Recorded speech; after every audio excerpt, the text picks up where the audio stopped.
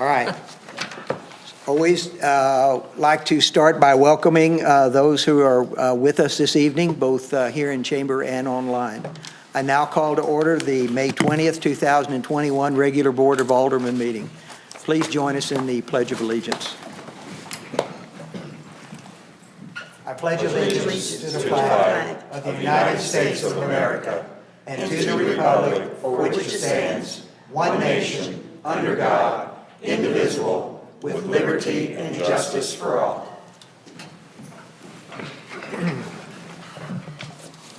Roll call, please. Alderman Morose.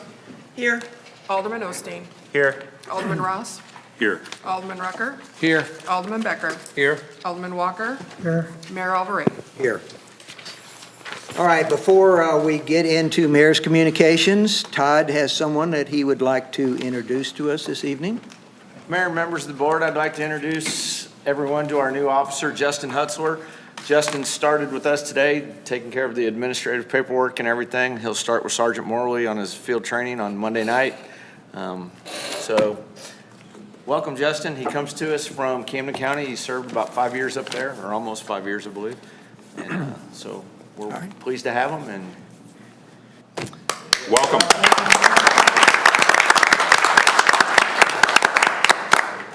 I'd also like to welcome one of our newest members to the management team, Kevin Cooks, who is our Public Works Operations Manager.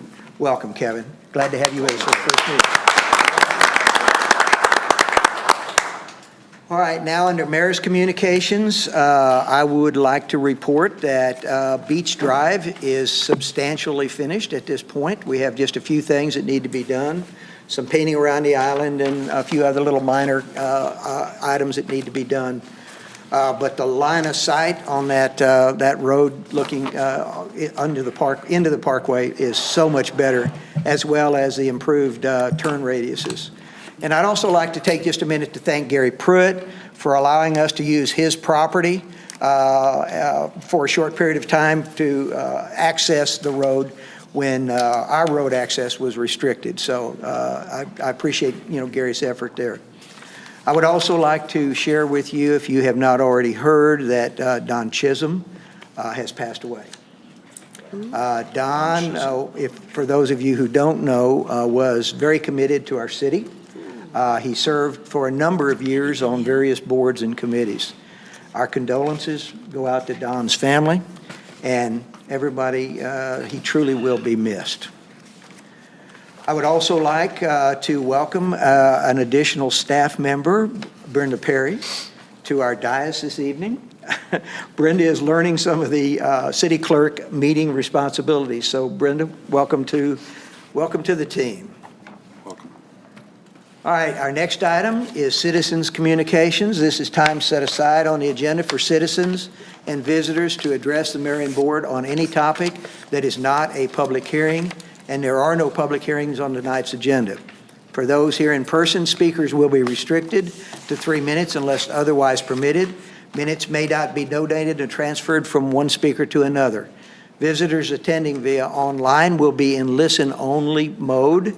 Any questions or comments for the mayor and board may be sent to the city clerk at tbethran@osagebeach.org no later than 10 a.m. on the board meeting day, which is the first and third Thursday of each month. Submitted questions and comments may be read during the citizens' communications section of this agenda. The Board of Aldermen will not take action on any item not listed on the agenda, nor will it respond to questions, although staff may be directed to respond at a later time. The Mayor and Board of Aldermen welcome and value input and feedback from the public. Is there anyone here who would like to address the board this evening? Seeing none, we'll move on to our first item of business, which is the approval of the consent agenda. Mr. Leyva, Officer Leyva, Corporal, thank you for being with us tonight. We appreciate it. As always. Thank you, you too. Our first item of business is the approval of the consent agenda. If the board desires, the consent agenda may be approved by a single motion. Tonight's agenda consists of the minutes of the May 6, 2021 Board of Aldermen meeting, the May 20th, 2021 bills list, and new liquor license, Sweet Smoke Barbecue, and Bullmore Lanes 2. Alderman Ross, are the liquor license in order? They are, Mr. Mayor. All right. Are there any questions, comments, or proposed revisions? Seeing none, is there a motion to approve the consent agenda? Motion to approve. Alderman Rucker and Alderman Morose. All in favor? Aye. Any opposed? The consent agenda is approved. We move on to unfinished business. Our first item of unfinished business requests a second reading by title only of ordinance number 2120, an ordinance of the City of Osage Beach, Missouri, amending the Osage Beach Code of Ordinances by repealing and replacing Chapter 500, Article 5, Section 500.140, adoption of international plumbing codes. The first reading for all of tonight's unfinished business was approved at our May 6th board meeting. Our building official, Mr. White, is not with us this evening because of his daughter's graduation down in Camden and their ceremonies. So since he's not here to answer any questions, we'll attempt, if there is a question, to try to get it resolved for you. So the question is, are there any questions from the board on this item? No. Seeing none, is there a motion to approve second reading? So moved. Alderman Becker, do I have a second? Alderman Ross. Roll call, please. Alderman Rucker, Yes. Alderman Walker. Alderman Walker, Yes. Alderman Morose, Yes. Alderman Osteen, Yes. Alderman Becker, Yes. Alderman Ross. Yes. All right, the second reading is approved.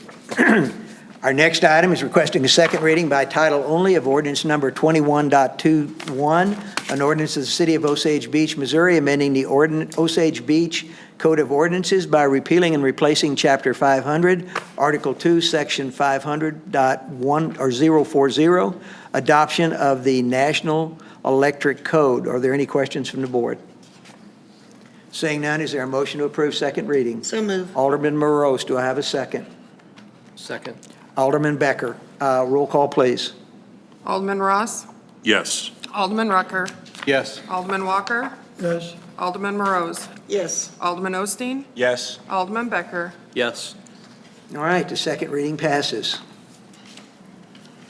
Our next item is requesting a second reading by title only of ordinance number 21.22, an ordinance of the City of Osage Beach, Missouri, amending the Osage Beach Code of Ordinances by repealing and replacing Chapter 500, Article 4, Section 500.110, adoption of International Mechanical Code.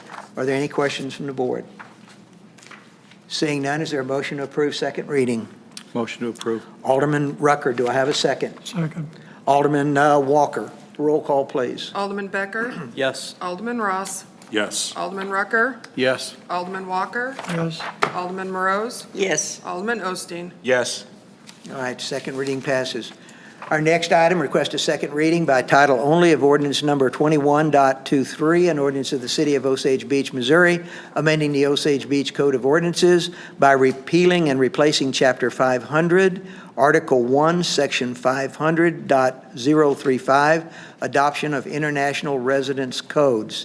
Are there any questions from the board? Seeing none, is there a motion to approve second reading? Motion. Alderman Ross, do I have a second? Alderman Becker. Roll call, please. Alderman Osteen, Yes. Alderman Becker, Yes. Alderman Ross, Yes. Alderman Rucker, Yes. Alderman Walker, Yes. Alderman Morose, Yes. All right, second reading passes. Our next item is requesting a second reading by title only of ordinance number 21-24. I would like to amend the title to show the following. At the end of the current title only, after adoption, I would like to add of 2018 International Building Code. Are there any questions or comments? Seeing none, is there a motion to approve second reading as amended? Motion to approve. Alderman Rucker, do I have a second? Second. Alderman Morose. Roll call, please. Alderman Morose, Yes. Alderman Osteen, Yes. Alderman Becker, Yes. Alderman Ross, Yes. Alderman Rucker, Yes. Alderman Walker. Yes. All right, second reading passes. Our next item requests a second reading by title only of ordinance number 21.25, an ordinance of the City of Osage Beach, Missouri, amending the Osage Beach Code of Ordinances by repealing and replacing Chapter 500, Article 8, Section 500.240, adoption of international fuel gas codes. Are there any questions from the board? Seeing none, is there a motion to approve? Second reading. Alderman Ross, do I have a second? Second. Alderman Osteen, roll call, please. Alderman Walker, Yes. Alderman Morose, Yes. Alderman Osteen, Yes. Alderman Becker, Yes. Alderman Ross, Yes. Alderman Rucker. Yes. Second reading passes. Our next item is requested for a second reading by title only of ordinance number 21.26. I would like to amend the title only to add after the end of what is currently there, 2018 edition, the term by creating a new section 500.025 within Chapter 500, Article 1. Are there any questions or comments from the board? Seeing none, is there a motion to approve second reading as amended? Motion. Alderman Walker, do I have a second? Second. Alderman Ross, roll call, please. Alderman Becker, Yes. Alderman Walker, Yes. Alderman Morose, Yes. Alderman Osteen, Yes. Alderman Ross, Yes. Alderman Rucker. Yes. All right, second reading passes. Our next item requests a second reading by title only of ordinance number 2127, an ordinance of the City of Osage Beach, Missouri, amending the Osage Beach Code of Ordinances by repealing and replacing Chapter 500, Article 7, Section 500.180, adoption of the Fire Prevention Code. Does the board have any questions? Seeing none, is there a motion to approve second reading? So moved. Alderman Morose, do I have a second? Alderman Ross, roll call, please. Alderman Ross, Yes. Alderman Becker, Yes. Alderman Walker, Yes. Alderman Morose, Yes. Alderman Osteen, Yes. Alderman Rucker. Yes. All right, the second reading passes. Our next item is requesting a second reading by title only of ordinance number 21.28, an ordinance of the City of Osage Beach, Missouri, amending the Osage Beach Code of Ordinances by repealing and replacing Chapter 500, Article 3, Section 500.080, adoption of International Property Maintenance Code. Are there any questions from the board? With none, is there a motion to approve the second reading? Alderman Becker, do I have a second? Alderman Walker, roll call, please.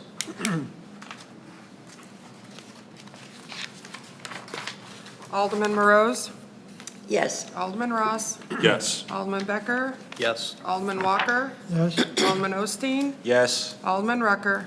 Yes. All right, our second reading passes. Our final item of unfinished business this evening, request a second reading by title only of ordinance number 2129, an ordinance of the City of Osage Beach, Missouri, authorizing the mayor to execute a contract with Stockman Construction Corporation for the Wren Drive Improvement Project in an amount not to exceed $107,465. Any comments from the Assistant City Administrator? I have nothing to add, sir. All right, thank you. Are there any questions from the board? With none, is there a motion to approve second reading?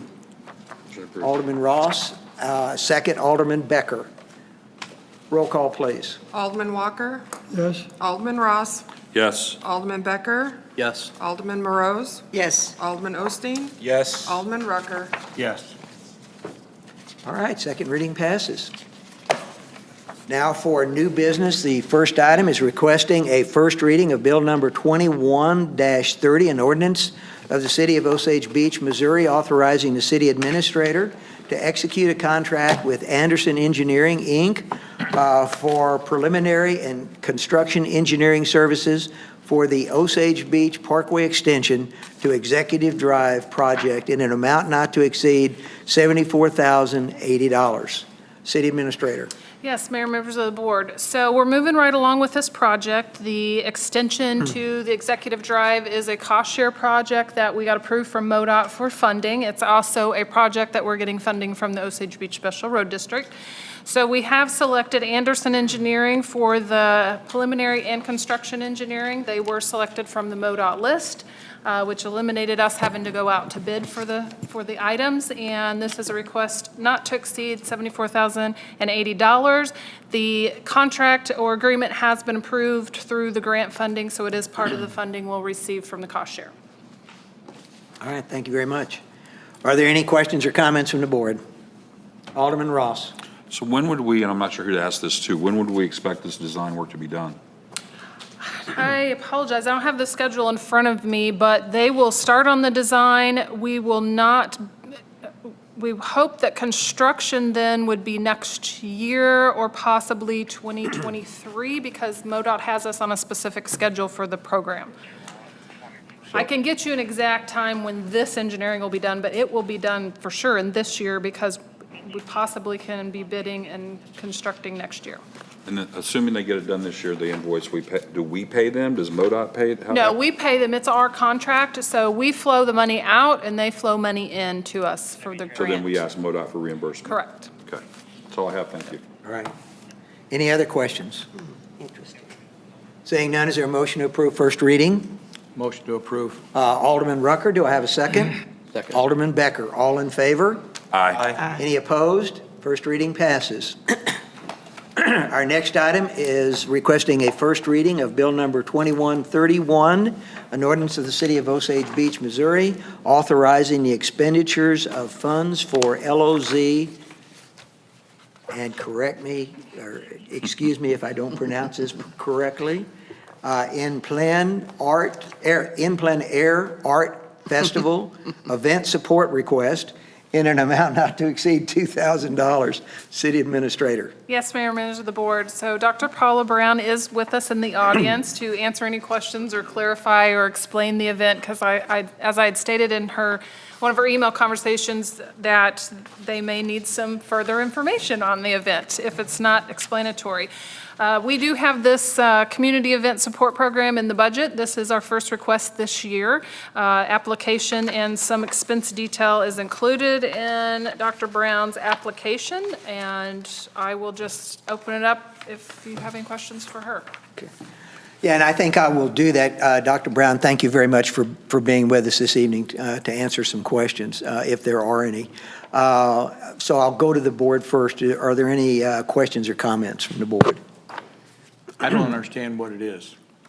Okay, well, that's a good question. So, Dr. Brown, if you wouldn't mind coming up here and explaining a little bit, you can, if you'll please just come up to the mic. I do have the information and registration form here that explains the whole event, but this is under the heading from the Convention Bureau and Chambers that they're doing the Best Dam Festival, and mine is the Best Dam in Plein Air Art Festival. You did a great job pronouncing it. But what this is, we'll be bringing in 100 to 150. It could be more in the future, but artists from around the nation and the state of Missouri to paint Lake of the Ozarks. The festival, my festival, is the In Plein Air Festival, and it will begin the 9th, and they will be scheduled to paint 4 different places every day, starting on the 9th up until the 15th. And then they bring all those paintings in. They're judged at, Lodge of the Four Seasons has given me Campana Hall for a nice price. They've been very generous to put all the paintings up on the 14th for sale. And then there will be a gala that evening. They're going to be judged that day, and a gala that evening with a dinner and string symphonies coming in to play that night. We'll have music all day long, but it'll be one of the events for this 90th birthday bash. But they'll be painting the Bagnell Dam, but they'll be painting all over the lake. Hahatonka, Camdenton Square, Osage Beach Parkway, Redhead Yacht Club, they're all over. So there's 20 sites that I have scheduled for them to paint. And so what they do, they go out and paint half a day one place, in the evening they go out and paint half a day in another place, and then they'll do 4 or 5 paintings when they're out there. They have to have them completed in that amount of time. People can buy off the easel, so it's a tourist attraction, but then they're all brought in on that Friday to be judged.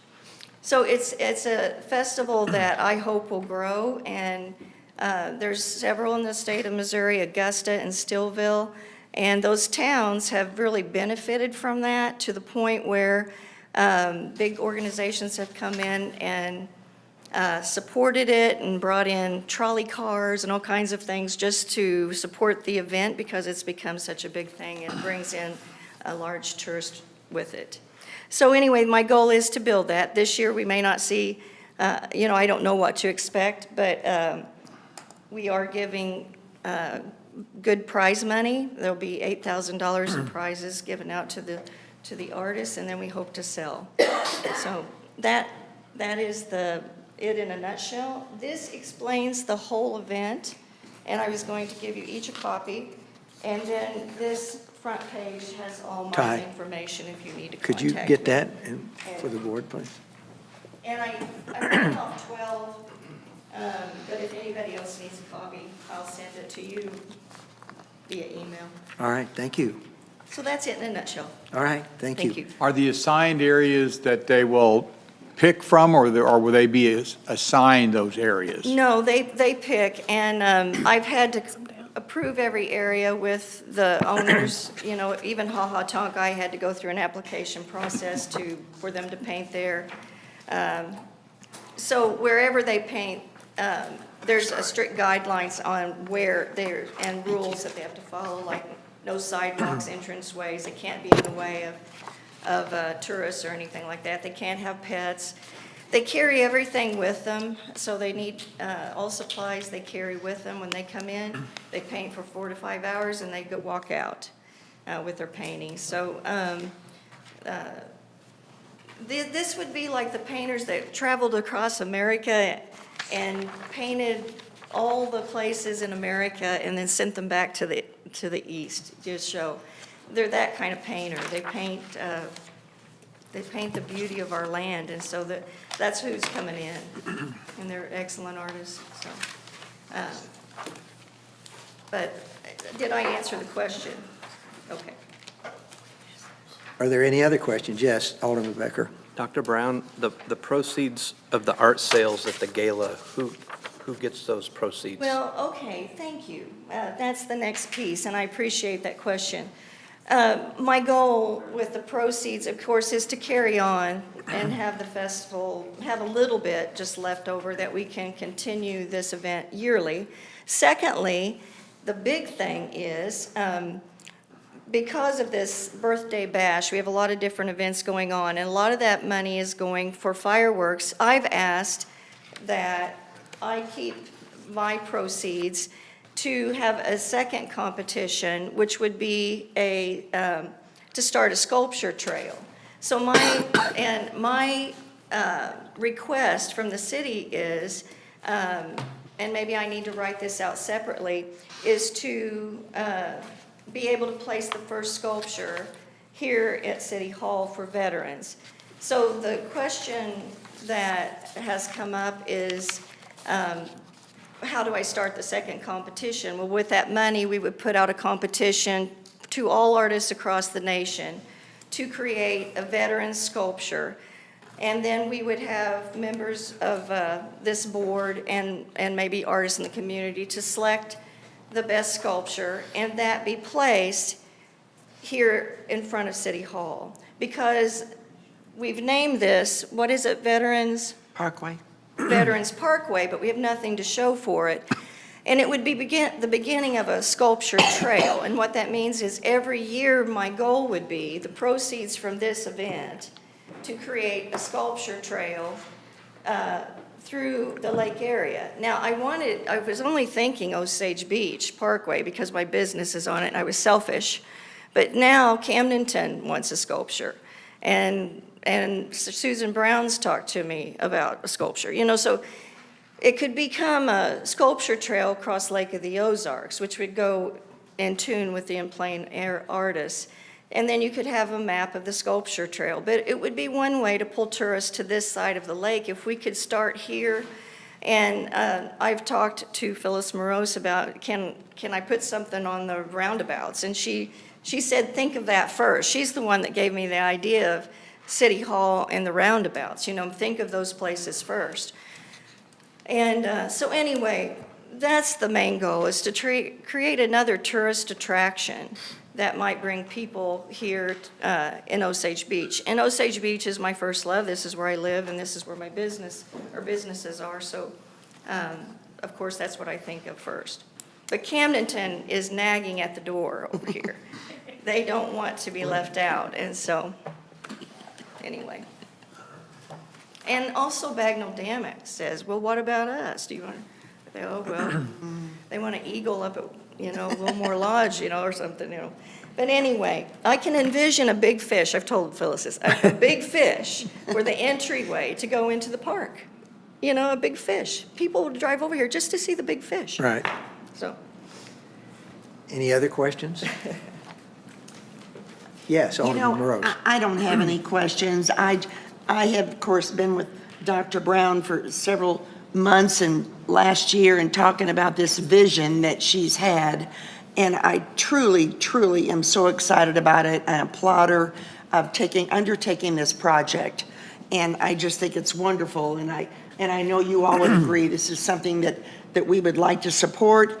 And I can just see these sculptures just everywhere, but let alone these artists to be coming into our area and having that exposure and we looking at their talents. Anyway, thank you for all of your efforts. well, if it will work, I think it will benefit all of us. If it will Absolutely. work. And thank you my whole purpose was to talk about the sculpture trail, and I got off on the other part, but it's twofold. The whole vision is twofold, and I think it would really benefit, if it will work, it will benefit us, I think. Thank you, Phyllis. Dr. Brown, do you anticipate in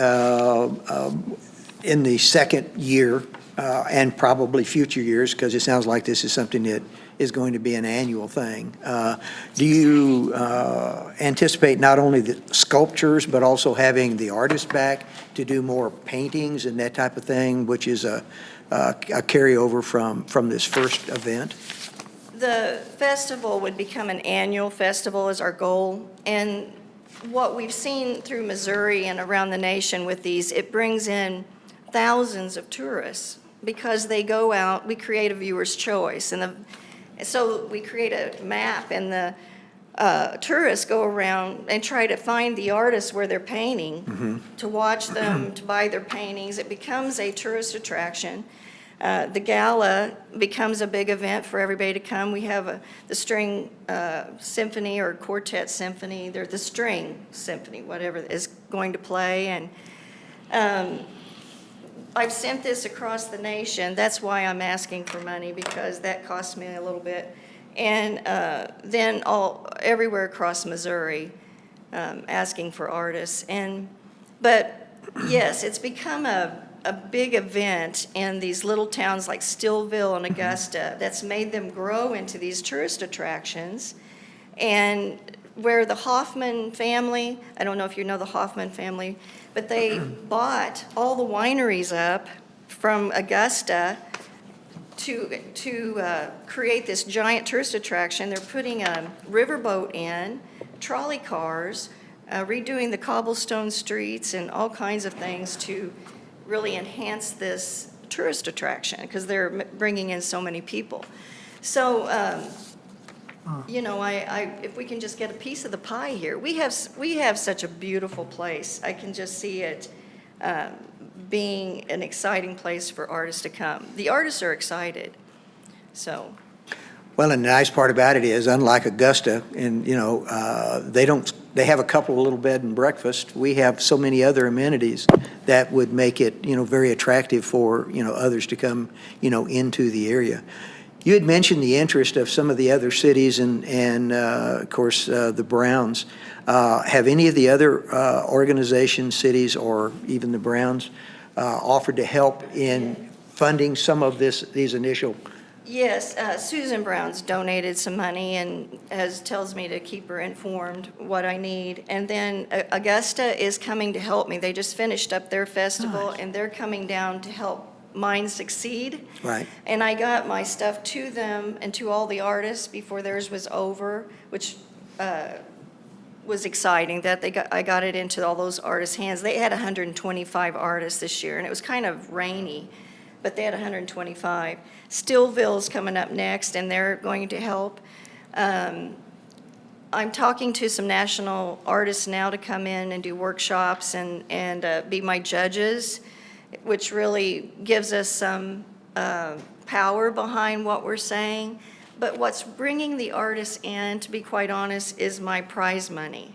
And if you'll swing to the prize money, I'm giving, $8,000 to $9,000. Now, $2,000 of that prize money is free advertising in some of the magazines that are putting me in. They're given, but I'm giving $8,000 in prize money. Now, that will be from the registration fees. Right. But also through donations, and we're working on all of that right now. Right. I have got a message into the Hoffman family. I've got a message into Alice Walton with Crystal Bridges, who I've spoke to before, but if I can start working along those lines, I would love to see us have something that's over there in that park, and I know I'd have to work with the Park Services, but they've been so nice. I mean, they've been on this and excited about it too, so if I can get the Park Services excited about an art center or something like that, and if I have to write a grant, I'll write a grant. I've talked about that a lot, but whatever it takes, it'd be a beautiful thing to have something like that right across the street, Yeah. But yes, I'm talking to all those entities. Okay. Any other questions? Yes. Yes, Alderman Becker. What, if you would share, what's the connection between the festival, the connection or benefit between your festival and your, I guess, place of business? My place of business is where everybody registers. Like, am I going to make any money at my business? I don't know. Let me be real honest with you. My personal opinion is, I don't believe government should support private business. Well, And that's this what I'm is trying to determine. Okay, thank you. That's also, I had to create a separate business, LLC, that will be run by members of the festival committee. Right now, there's 5 people on it. And the festival is under its own separate entity. I am the owner right now, but my goal is that it will become as an LLC, its own entity. That money will not go, any piece of it will go through my business. Okay. So it's not my business. Like, it is because I had to create an LLC. How do you explain that? I had to create a LLC to get it off the ground. Right. And I am the owner, but members are going to be added. It's not really my business. It's going to be a festival that goes on. And the bank helped me do it, so. It's a legal entity separation between your own personal business of your Yes, art I didn't and want this any other monies organization. coming through my business. Right. Mess me up. So it's called LOZ in Plain Art Festival, in Plain Air Art Festival. It's its own LLC, and I have the paperwork on that back. And will that be a nonprofit? Ultimately, it's not Ultimately- ultimately, but right now it's just an LLC? Yeah. Okay. Well, because Tempting. I didn't know how to get it started. I had to have some advice on that. I didn't plan, to be quite honest, I didn't plan on having to create another business. Right. But that's how it worked out. But I didn't want it to be my business. So I will get it off the ground and get it up, and then I want someday for other people to take it. Okay. Or members or an organization. Any other questions? All right. Dr. Brown, thank you very much. You Thank you. very informative and I hope it works. very, very, very, Nice work. sounds like a lot of effort's already gone into this, even before the event, comes about. But that's what's required to really make an event a success. And I think it's great that you're getting the cooperation from others who are already doing this. So Yes, that certainly is going to be a big asset. Yeah, Regalia, Margaritaville, La Lodge, everyone's been wonderful, and they're all behind me. But I did want to ask before I left this podium, if you don't mind, do I have to write up something separate to ask for a sculpture to be placed on these grounds? Call me and we'll discuss the proper path for that. Okay, because that would be step 2. Right. Okay, thank you. All right. Thank you. No additional questions? Seeing none, is there a motion to approve first reading? So moved. Alderman Morose, do I have a second? A second. Alderman Osteen, all in favor? Aye. Any opposed? Motion passes. We'll have a second reading on, June 3rd. June 3rd. Do you need the financial, or do you need the proof of the LLC? I'll get with you Okay. before we, because, All right, thank you. There is one thing, and I guess we didn't discuss this before, and not with you, Dr. Brown, thank you very much. And we've already gone through the first reading, but, there are several expenses, that were listed here. Is it the board's preference to select a couple of these items and then have Dr. Brown's organization submit those bills to us in an amount to, not to exceed $2,000 and pay those that way? Or do you anticipate just writing a check to the organization? Give them I see some $2,000 Bob bouncing heads. check. Write them a simple. $2,000 check. Okay, Keep it simple. Yeah, keep it Okay. simple, write them a All right. check. General Yeah. operating expenses. okay. All right, next item is a presentation from Cochran Engineering on the conceptual sidewalk master plan. And Dave Christensen is here with Cochran Engineering. So thank you very much, Dave, for being here. Dave, you will have to start the slideshow. Yeah, hold on. Well, while he's doing that, so this is the first draft product of the supplement agreement that the board did approve a while back to create a conceptual sidewalk master plan. Once we created the pavement master plan, it was important to the board and to staff to fully plan our roadway maintenance and capital needs. And so Cochran was additionally contracted to go through and kind of prioritize, see what we have, where we have it. So the board, as we move forward with the strategic plan and future budgets, we can outline what our priorities are. And also as we partner with the Osage Beach Special Road District, because I know they oftentimes have a priority list as well with sidewalks. So this is the first draft. I know there's some minor changes that we'll make through it, but with that being said, I've said enough. I'll just let Dave explain the rest. Okay, so yes, this plan that we're gonna look at tonight, this is something that we submitted a few weeks ago. It's our first cut at it, so I sent it to Gina and she's distributed it to you guys. So again, this is the first crack at it.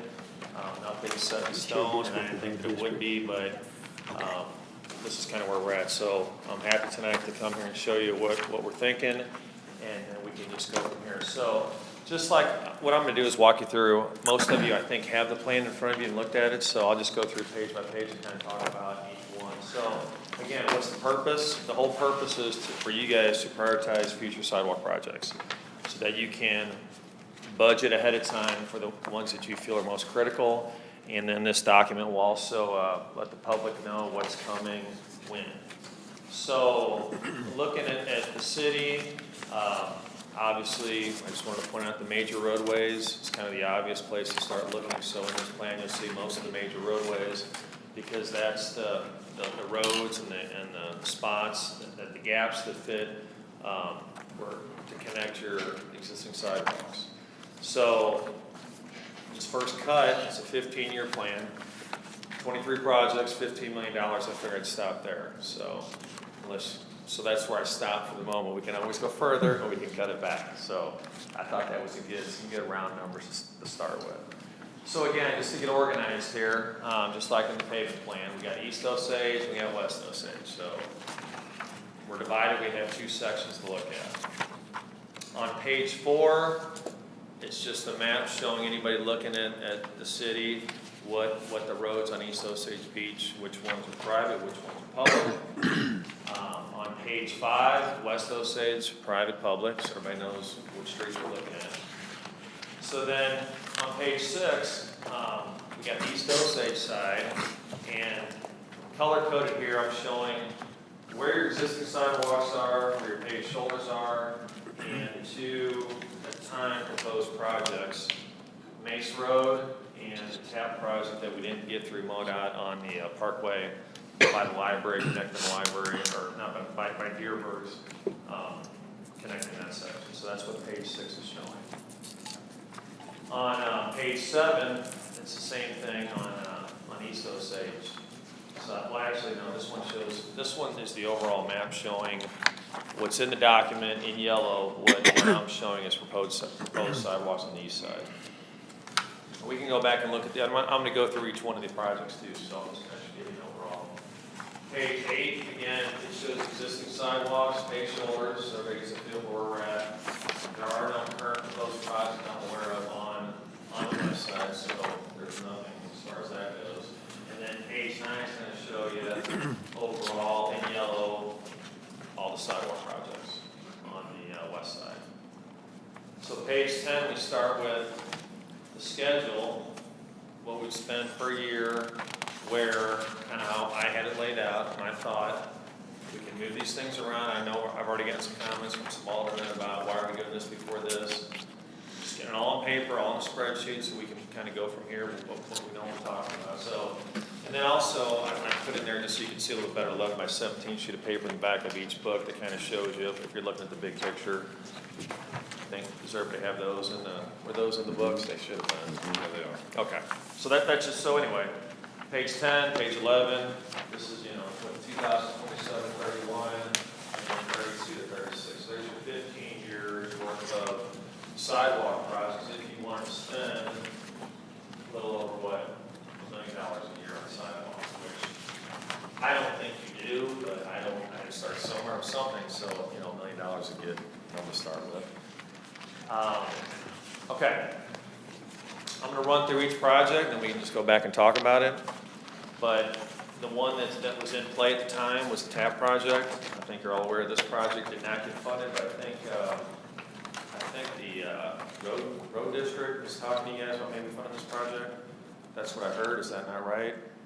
Well, there may be talks behind the scene, but as far as the TAP project, how that works, when we have now got that on the TAC list, so that project could possibly be brought up again when we're doing priorities, because this year, the TAC, which is Transportation Advisory Committee, will be adding projects on, I hate to say wish list, but, a tiered list. So we will continue, if this is still a priority, I will continue as a board member of that committee, still continue to push that forward.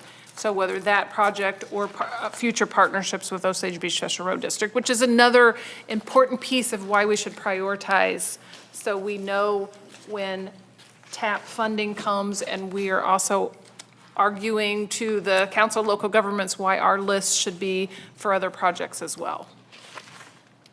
So yeah, so Deerberg's is right here. Here's the east entrance, the outlet mall right here. So this is the project on the west side that was going to connect that. So that's off the table right now, but when I submitted the plan, we were still hoping we'd get it. So we're talking about sidewalks over here on the other side. So then what made sense to me was the next logical thing would be to connect the existing sidewalks at Deer Run Cove Road. There's actually a little sidewalk here at Deerberg's connecting on Zebra Road up to the parkway. So that's what I'm showing here, estimated cost of each one of these things, the length on them. There's Zebra Road here, it's a gap between sidewalks, so to me it makes sense to dig that in there. Here's where the sidewalk for Deerberg's is right here, it goes nowhere. Cove Road is actually down here a little bit with the sidewalk, and nothing's taking up to the parkway because there's no sidewalk in the parkway right now. Now the next one is Columbia Avenue. This one made sense to me to move it up in the ranking, because there's a lot of residential over here. There's a sidewalk on Highway D, and I was wanting to get a sidewalk on Highway 134 or Highway 42, heading down to the park, to the high school and the middle school. So that's why Columbia Avenue was a good one to do. It's a cost-effective one because you're getting 0.63 miles. It's not a huge amount of money because there's already a curb over here, so you're just laying a sidewalk in, and there's not too many entrances, so you would get a nice bang for your buck on the sidewalk on Columbia Avenue. So that's why I showed that, to show more pictures of how that makes sense. So then, assuming Columbia Avenue was done, I thought it made sense to run a sidewalk on Highway 134, Highway 42, down to the park, and down to the high school. So that's what this one is, almost 0.9 miles, $500,000. This would be a good TAP project. This would be a real nice TAP project. Might even score a lot better than the TAP project didn't get because this goes to a high school. I mean, it goes to a middle school. There's not an elementary school here though, is there? There's Just 3 middle levels school? of schools on 42. Lower elementary, upper elementary, middle school, and high school is all on 42. But not elementary though. Lower elementary Lower. is, Lower, okay, so I mean. Oh, it's this upper one elementary is here- there. Upper elementary. It starts at grade 3. Okay, yeah, so this would score high. This would score probably a lot better than your Parkway project. Because you're going to go from grade 3 to grade 12. Okay, yeah, so it's that's what they're looking for. They're looking for school connections. And again, you know, if we just showed this and didn't show how we're gonna get from up here to over here, that's why I had Columbia in there first, kind of going in order, so there's that one. And I just have some pictures here. Again, this one is good too, because there's already a curb on the side of the road, so you just we'd have to make, now we're gonna have to make all these sidewalks ADA compliant, so we'd have to actually rip out all the entrances in between and make them ADA compliant. But you have curbs here, so it does make it a little more cost effective than other projects. So I'm just showing more pictures. We just be heading down on the park side, the high school side, down to the school down here. And I think they already have that, actually, crossing set up. They do. Pedestrian They do. crossing's already set up down there. So there's, it makes sense. It really does make sense. Okay. So Osage Beach Boulevard, that's the one we all talked about when we were discussing whether or not to do Industrial Drive or Osage Beach Boulevard. So I'm showing this in here. The number's high, the $1 million, because that's including the road work. So I just showed it. I'm just showing you guys what this one would be and how it kind of fits in. But this would be a sidewalk project, again, that makes sense heading out to the Parkway. But again, keep in mind, that's why I put including the road work, and I think I have the cost estimate in there too, in the book, just to remind everybody what we're talking about. Boulevard down. So it's a cross between both plans. That's Osage Beach Road. Okay, so now back on the Parkway, and, what I was thinking here on we have Case Road, down here to Jeffries Road. This is a paved shoulder right now. It's not ADA compliant. When I was out there taking pictures, there was, some guy out there trying to walk on both sides. It's a paved shoulder on the south side, so instead of hitting you with, let's do sidewalks on both sides, I'm just hitting you with, let's do sidewalks at least on one side that's ADA compliant. So south side still wouldn't have it, but at least we'd have one side. So that's why I was thinking this one would be a good project, because it's gonna set us up for other projects. So you can't really see the pictures, it's hard to tell, but you're all familiar with it, so I figured it wasn't. But it's a paved shoulder on both sides, paved shoulder on this side. I'm talking about doing this side. Obviously someday, once we spend $15 million, maybe we could work on this side over here, so. Okay, so still on the west side, Osage Beach Parkway, connecting Lazy Days Road with all the residential down here up to the existing sidewalk near Highway KK. So that's why I showed this one, showed it on the west side, could have showed it on the east side. Doesn't matter, but I'm showing it on one of the sides. So that's why that one's in there. That's a nice one, $1.4 million, but it's only, 1.2 miles long, so that's another one. So I showed some pictures here of, so you see this one, you can see this one, it's more expensive because there's no curb, there's no drainage on this side.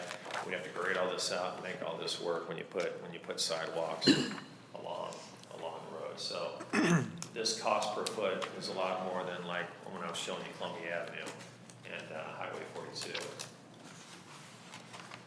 Okay, here's another one on East Osage, on the Parkway. Well, it's not really the Parkway, it's coming off the Parkway, but it's connecting the sidewalks you have on Bluff Road and Sunset Drive with the sidewalks you have on Osage Beach Parkway running by Beach Drive. So that's this piece here. I call it, it's basically Osage Beach Parkway plus, I guess that's Bluff Drive right there on the west side. So that's why that was in there, to fill in the gap there to connect everything up. Okay, so now we're getting to the, okay, so I'm connecting sidewalks, which makes sense as much as I can here and there, but the big elephant in the room is how do we get across the highway, Highway 54? And the answer is you'd have to do pedestrian bridges, what you'd have to do. So here's where I start getting into pedestrian bridges to connect, not East Osage with West Osage, but at least, you know, both sides of West Osage and both sides of East Osage. So the one I'm showing here made sense to me again, is if I'm prioritizing things. You have sidewalks on Dude Ranch Road all the way down, all the way through, I mean, the whole length of it. You have sidewalks on Nichols Road from whatever that subdivision, I can't remember it right here, is down to the elementary school. So this project, Nichols Road project, will be connecting the sidewalks you have at the roundabout at the hospital over here with the sidewalks at elementary school. And we would have a pedestrian bridge crossing Highway 54 right here. So it's 3 projects in the book. I showed them all 3 together, $2 million project to do that project right there. Cool. And I just showed some in the book, some pedestrian bridges. They're popping up all over the place. I mean, even on Highway 44, Raleigh just put one in. Here's the one on St. Robert. I live in Wildwood, and they have 2. Well, actually, they have 3 already pedestrian bridges. This is how you can't connect onto the existing bridge. You can't do that. You have to do a standalone pedestrian bridge. And that's what's happening. So, just the way Dave, structurally it works. why are we putting, go back a slide, please, or one more. Why are we putting a pedestrian bridge? You got 2 pedestrian bridges. I don't understand why there's 2. You've got one that's going over 54 and one that's going a pedestrian bridge to Dude Ranch. No, is that what I said in the book? No. Yeah, it says in the book, you've got Project 9 is Nichols Road To the pedestrian bridge. roundabout, and then you got over 54, and then you got over a pedestrian bridge to Dude Ranch. Pedestrian bridge, yeah, so it's 3. It would be the roundabout to the pedestrian bridge, roundabout to the pedestrian bridge, the pedestrian bridge project, and then a 3rd project would be from the pedestrian bridge to the school. Dude Ranch Road. So I broke it up 3 ways, so you don't have to build them all 3 at the same time.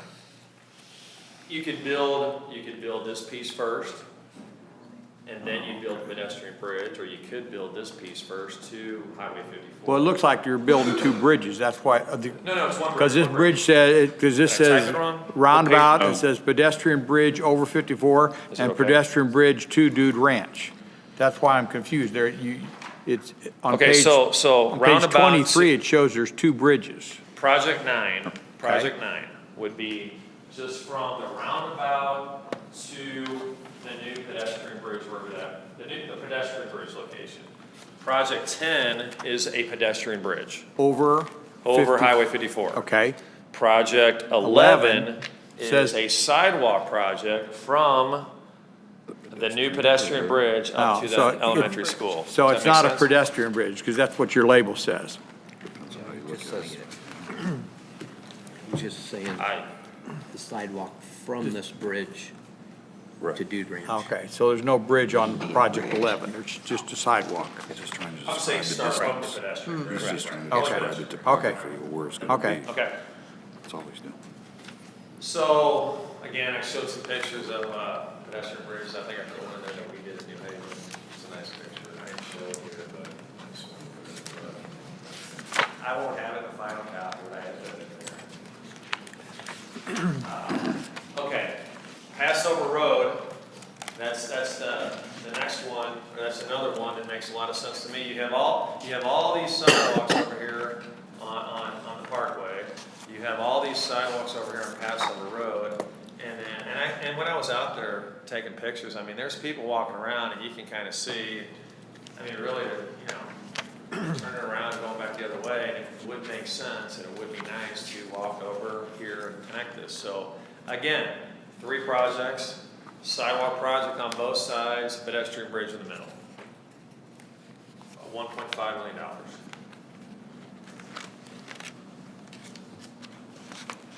Okay, so continuing on, there's another one, Case Road. Again, 3 projects, the one getting you to the bridge from Parkway, get over the highway, and then run up Case Road to make all that residential. These ideas, things, and you look at the map, kind of makes sense to me. So I just kept going for a while, and Osage Beach Parkway, here's another one. This one, we're down here at Fruit Point down here, is at Highway D, connecting to, because here's Mace Road, you did all the sidewalks on Mace Road, you're gonna finish these sidewalks on Mace Road this next year to the Parkway, needs to go somewhere. Well, it makes sense to, if you can, run it down here and connect things up. So again, 3 projects with a pedestrian bridge in the middle. Jeffries Road, assuming we did the sidewalks on the Parkway, let's run sidewalk all the way up through Jeffries Road, connect all that residential down to the Parkway. Again, it's 3 projects. You don't have to do them all at the same time, space them out, do them all at the same time, whatever we want to do. So I stopped, that was it. Good, thank you. I figured, let's get that organized first before we get Go back too much to more. page I mean, I could keep going. Go back to page 28, please. Yes, page 28 of, Where you're going from Mace Road to Barry Pruitt. second, which project we're talking about? Osage Beach Parkway? Okay. This one? No. This one? Yes. It's almost, yeah, now, from 54 to Barry Pruitt Parkway, there is existing sidewalk there already. Yeah. It was there a is project, sidewalk. that was a project, no, from 54 to Barry, isn't that, yeah. Is it paved shoulder or is it sidewalk? No, it's a sidewalk that we just did. It was just It done. goes to maybe Just on to one side. Dumore Plaza. Right. It doesn't go all the way to doesn't the go all the bridge. way. It's Right. only partial because we didn't get fully funded, so we did. The whole project was to do all of that, but we didn't get funding for the bridge. So the other sidewalk was done. There's just no bridge there. So you're telling me there's a sidewalk from here to here right now? That's what you're saying? Partial, not that Partial. whole No. thing. A little bit. A little bit. I know, yeah, okay. Okay, because there's some of that, I mean, it was just done within the last couple of years. Yeah, so I could, Right, but there's not sidewalk to Mace Road. There is not. Right, and there's not sidewalk on All what the I'll way. call the east or south side of that. There's sidewalk from, there's sidewalk, It may go to Dumore Plaza, which is in between Berry Parkway and the Mace, Right. not really overpass. the but bottom line bridge. is that yellow section area is where you're putting all new sidewalk. There's sidewalk, there's some existing sidewalk there already. okay. I can shorten the line up a little bit. It just, I don't know exactly how much is there, but there is some there. There, we just did it a couple years ago. Yeah, I can shorten that line up a little bit, reduce the cost a little bit. So, I just, I want to come here and tell you what I was thinking, and if you guys have other projects, or, it's an iteration, I mean, I know you're not planning on spending, what I have, $1 Well, million a year, and this but we is- gotta start somewhere. I would like to throw this out to the board. So I know we're going to be doing lots of strategic planning between now and budget. We now have a pavement maintenance plan, and this is the start of a sidewalk plan. How I foresee this, for you guys to think about, it doesn't necessarily have to be in this order, but bringing the three pieces of this triangle together is determine priority. Somehow determine what this board's priority is on areas, connectivity. Then, simultaneously, with the cash flow estimates and other things that we're going to talk about, capital planning, determine the availability of cash and/or resources, meaning where partnerships, what grant opportunities. So determining the availability of cash that we estimate we could put towards annually, and then bringing those pieces together to match that priority. So that's what this master plan's trying to attempt, is to get everyone on the same board on what's the priority list. And in the meantime, 1 million may or may not work, but as we're discussing other things, when we're talking about our future cash flow, this can be a piece to that. You know, the pavement maintenance plan outlines an average of so much per year. Okay, well, the sidewalk plan. So if you determine, okay, well, we're only going to commit $750,000 or whatever, I'm just throwing it out there, based on cash flow of other capital planning, then you can tie that back to the priority that you've already determined. Because we also have, you know, partnership possibilities with Osage Beach Special Road District, TAP grants, cost share, you know, there's other resources too, so bringing those together. So this step intends to start with that priority piece that we can match up with our cash available piece. At least that's my thought. And I think it would be helpful, you know, to get input from the city planner, you know, who's looked at this in the past, as far as, you know, existing development and, you know, the need for using sidewalks for transportation, you know, and where do we perceive some of our biggest demands now to help us, you know. Yeah, and that too, but to also help us, you know, to determine what our initial needs are and where those dollars should be spent, you know. Okay. So Yes, really, Alderman Rucker. Well, the other thing is I have been an advocate of the use tax, and I feel that's an area we should be going down that road. There's some things that have happened up in Jeff City, and just haven't got myself up to speed on that yet to see where we're at with that. But I hear from some of the aldermen that says, well, you know, where are we going to spend it? Where are we going to spend it? You know, we need to, and I've said all along, that's not a problem. You know, that's not a problem on where we could spend it. I mean, and right here is just one example that could be a part of it, because that use tax will also bring in revenue, I believe, if I understand it correctly, not only to general, but it would bring in revenue to the transportation, would it not? CIT. it's possible. Those are some details still to be determined, but whether it is legislatively the same as sales tax, but.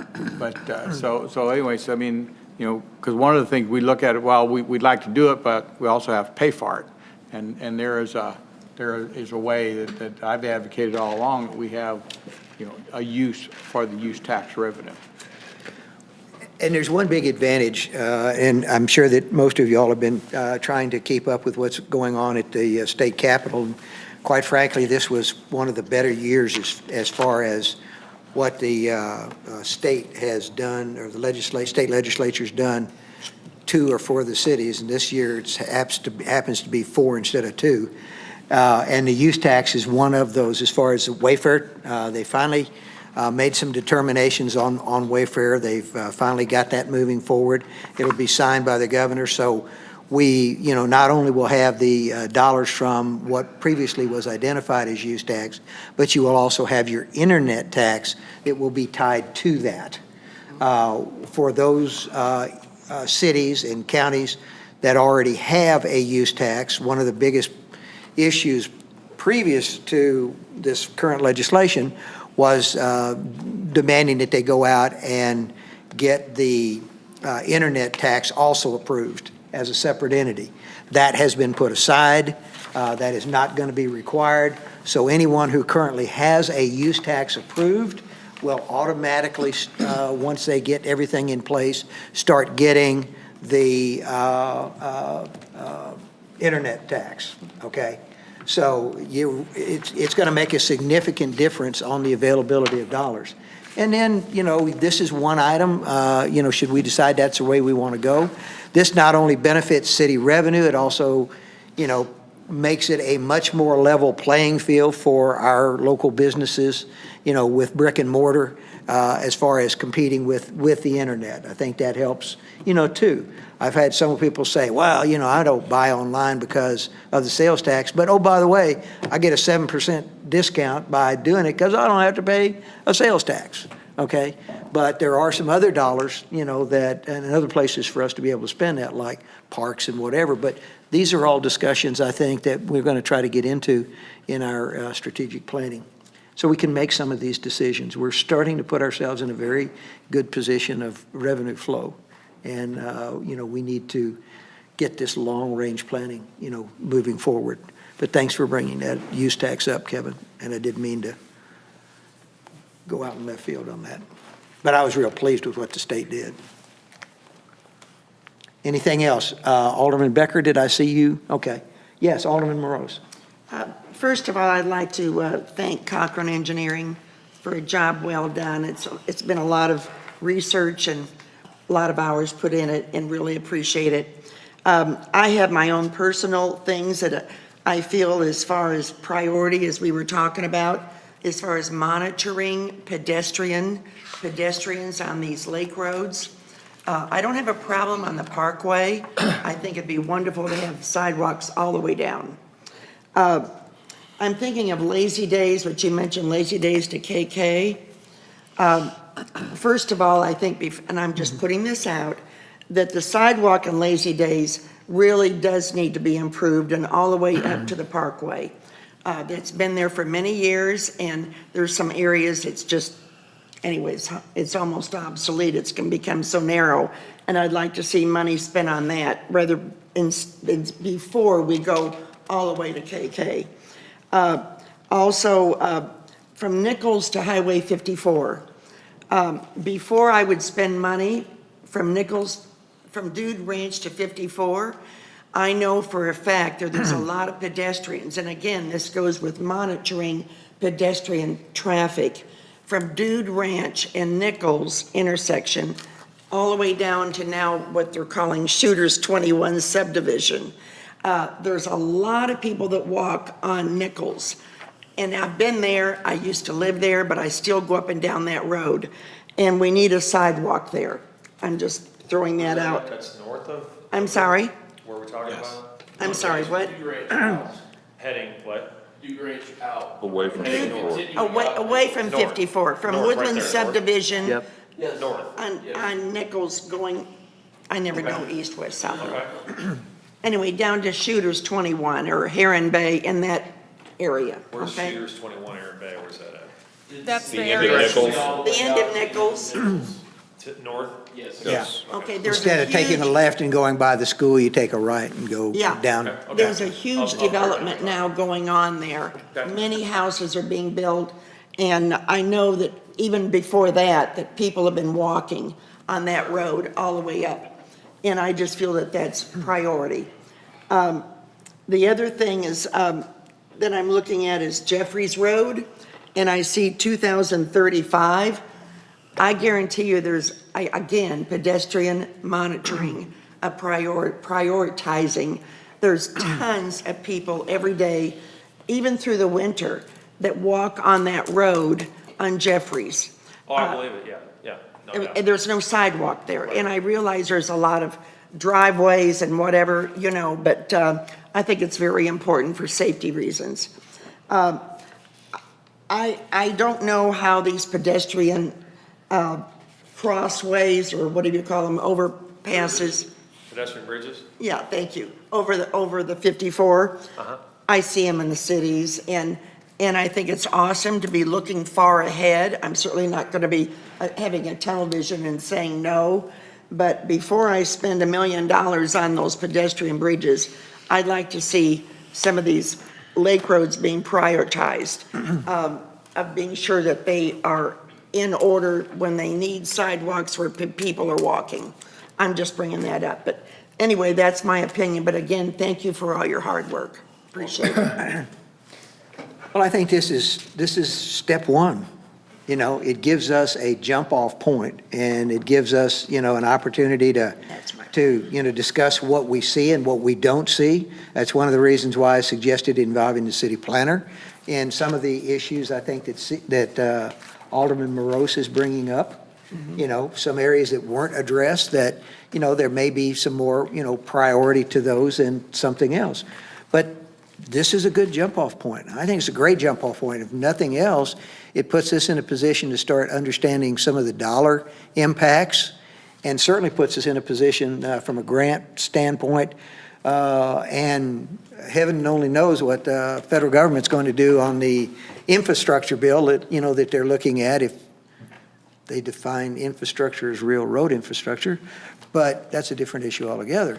But, you know, those dollars that are available, it's always, you know, work ready, you know, work shovel ready, you know, projects that get the first dollar. So, you know, if we've got some of this information and we can, you know, get those applications in faster, you know, we're just that much more ahead of the game. So I think it's a great first start. You bet. Yeah. Any other comments? Yes, Alderman Ross? So I have several things to cover. One, to Phyllis's comments about pedestrian counts, we can do pedestrian counts. A few years back, I looked into that. There's some companies that make, you know, things that will, you know, give you counts. I don't know that at this point that that's critical.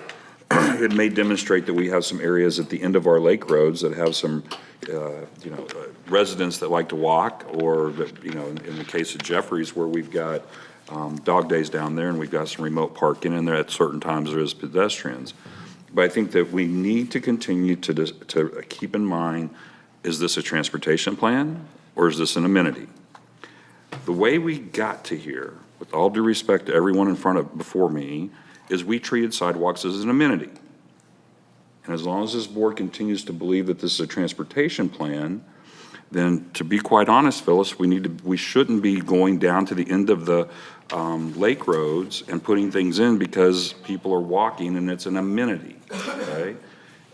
That's what we've talked about. That was your direction. That's kind of how you formed this. And I'm sure, Phyllis, to some degree, that's why some of these things are back farther out, because they're more down the lake roads and the direction. And by the way, Cocker, you've done a great job. I mean, second or third thing you've put in front of us is great work, okay, as far as planning.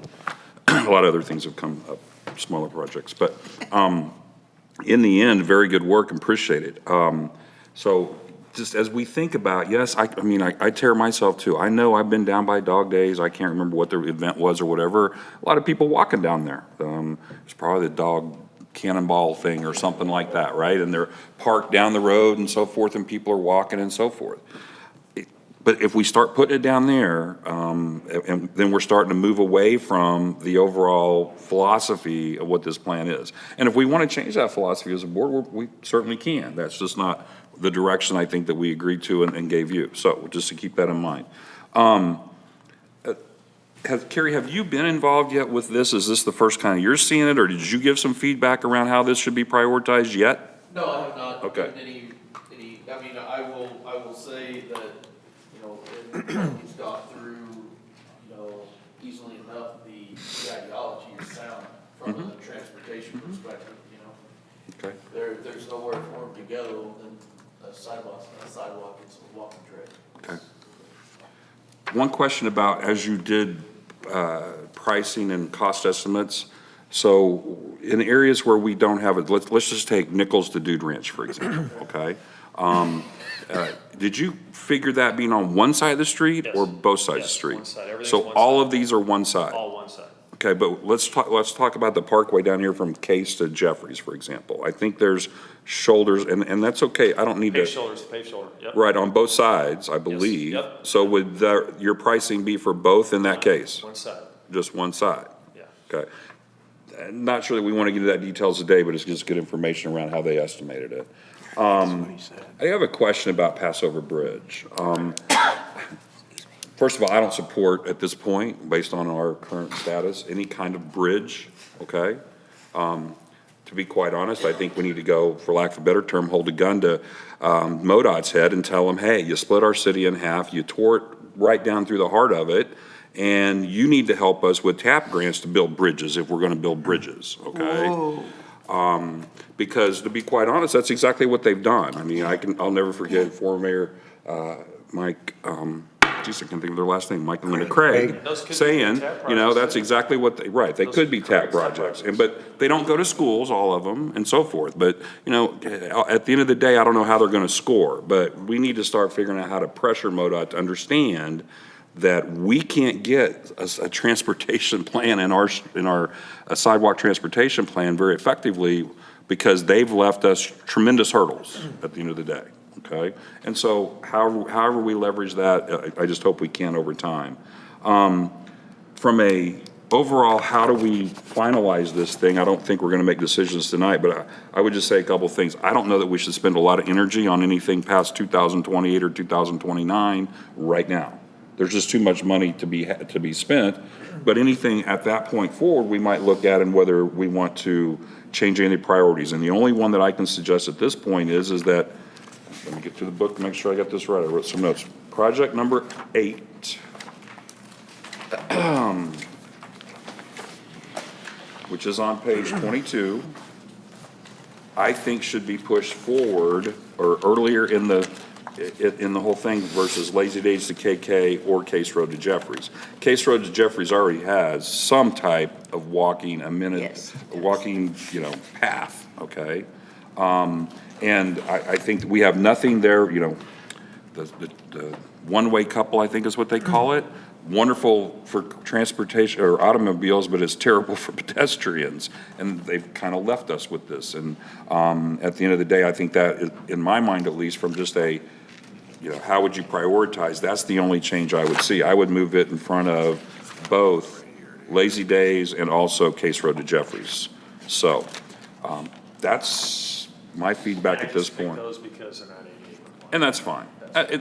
There's not that much of a difference, but just a couple of suggestions at this point. And that's what's nice about it too, we can move things around all you want, reprioritize them. I Right. started just putting them in there and just started putting them in there. I was just looking at it, thinking about it, and just putting them in whatever you guys want to do.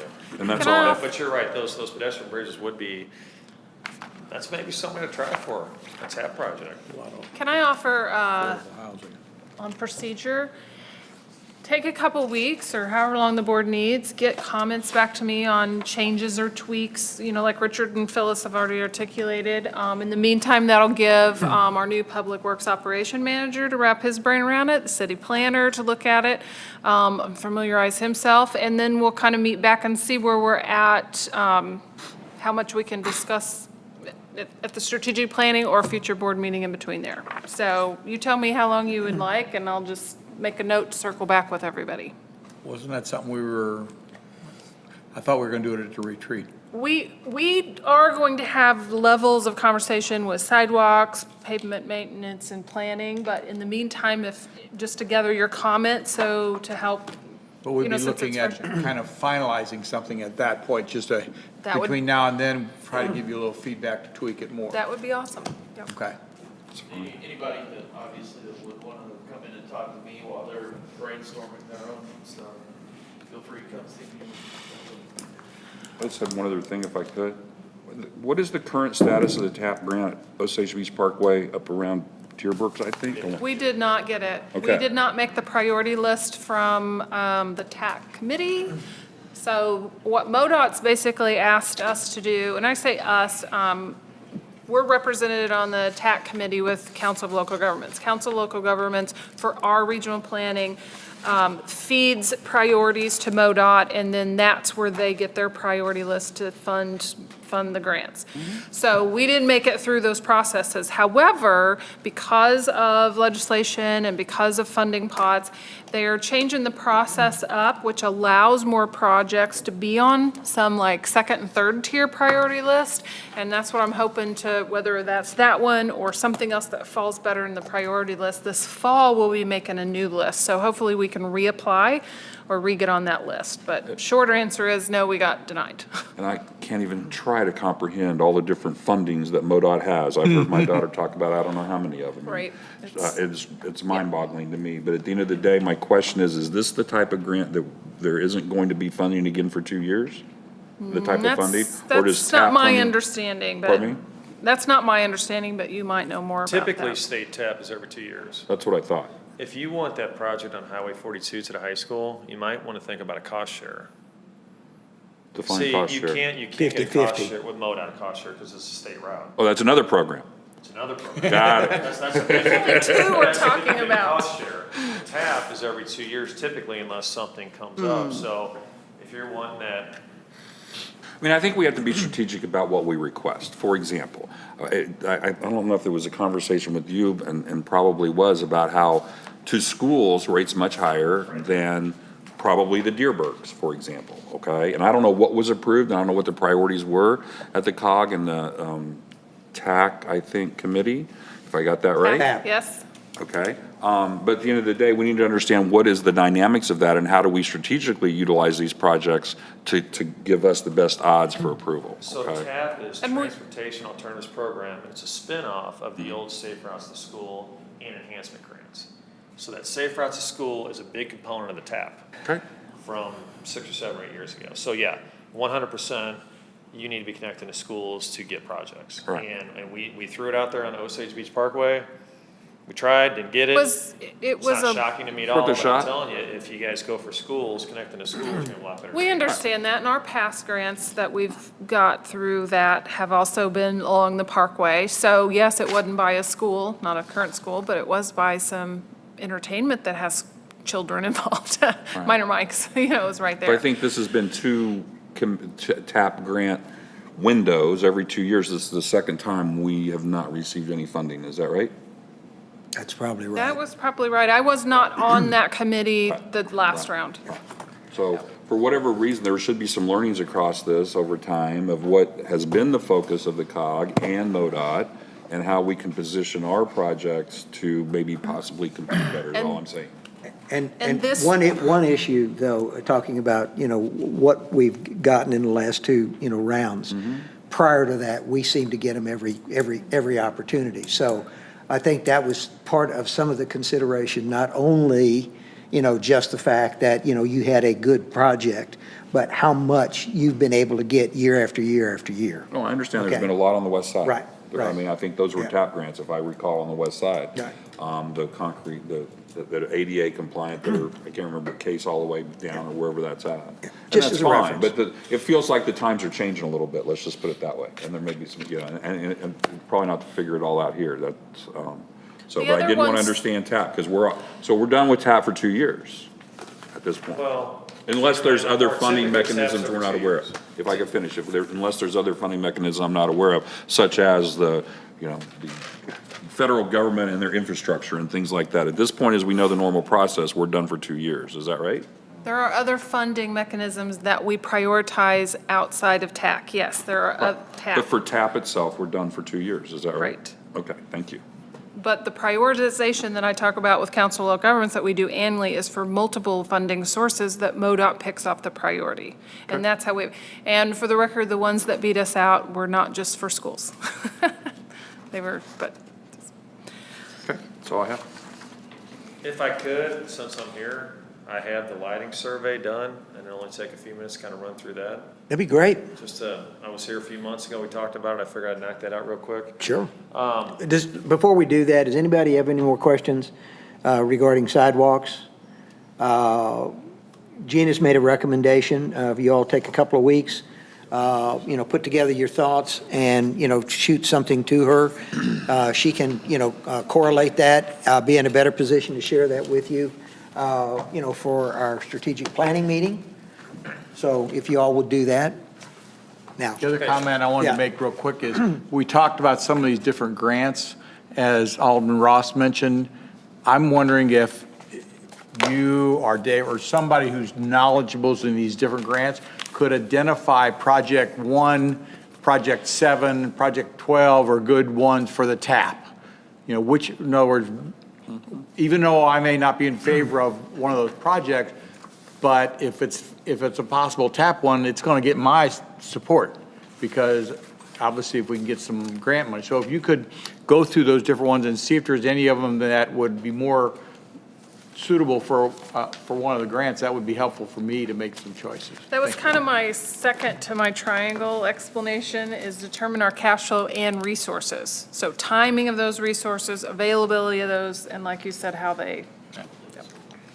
So this is just follow up when we went out there with the light meter, and these are just the results of the survey, just to show you. I don't have a recommendation, I'm just gonna show you the information.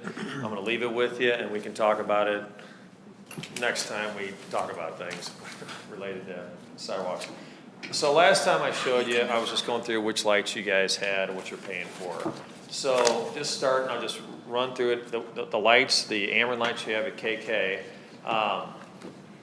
the spacing out there, and I'll give this presentation to Gene, and you guys can all have it. I know you don't have it tonight, but it just kind of came together. The spacing on those lights are 280 feet. At the light, it's 0.9 foot candles, 30 feet, and I kept it, it's consistent on all these measurements. 30 feet from the light is a 0.4 foot candle. Between the lights, in between at 140 feet, it's basically 0.1 foot candles, which could be lighting from the moon, I guess. So it's really a zero, okay? Just so you know, in your parkway lighting, your spacing's 160 foot. If you're under the light, you got 1.9. And what I want is, if you want to go out there now and stand around, you can get a feel for what I'm talking about with these. You know, what's a 1.9 foot candle? If you go underneath the light on the parkway and you stand underneath it, that's a 1.9 foot candle. If you go 30 feet out, you're at a 1. In between the lights, you're almost dark again. Okay. And I'm going to summarize all this in a second to make it real easy to see, but I just want to show you the picture. So here's your Nichols Road, where the lights are closer, 80 feet spacing. Underneath each one of those lights, okay, it's 4 foot candles, and that's actually the brightest foot candles of any of them in the city. 30 feet, you're at 3. In between the lights, you're at 0.5. So as you would think, Nichols is well lit. I mean, we're all familiar with that. It makes sense being out there looking at it.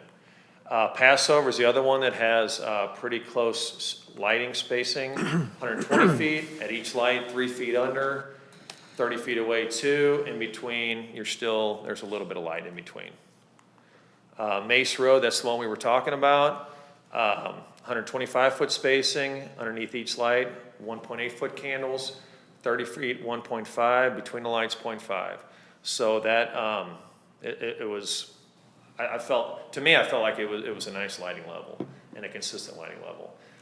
One of the aldermen had asked Gina for us to look at Bluff Road. The lights, I don't know which alderman it was, but the bottom line on this one is that there's no lighting out there except for these Cobra heads up here, and the Cobra heads are spaced very far apart, 700 feet apart. So if you're underneath one of the lights, you're at 1 foot candle. 30 feet, it's getting dark, and then it's dark. So those were the lights that we talked about at the meeting a few months ago. That's the survey for those. I have a nice little lighting survey summary for you. So if you guys now just get a better feel for things, if you want to, you know, I know because I was out there with the light meter, and I know what it feels like. You guys now can take this information and go out there and kind of get a feel for things. So that's it. I'll make sure Gina gets the document for you guys to use and look at, and then we'll just talk about it some more as far as creating specifications, because I will come back to you at some point on Industrial Drive for lighting level, what we're going to do on Industrial Drive. I will be back for that at some point. So, you know, we're going to talk about all this stuff in the future. So that's all I have. Dave, thank you very much. Thank you. Can we get electronic copies of that? Yeah, He just said he'd give it to me, and I'll get it to staff and you guys. I'll send you the PowerPoint on that, or the PDF or whatever. Perfect. I'll do that tomorrow, and you can get to everybody. Okay.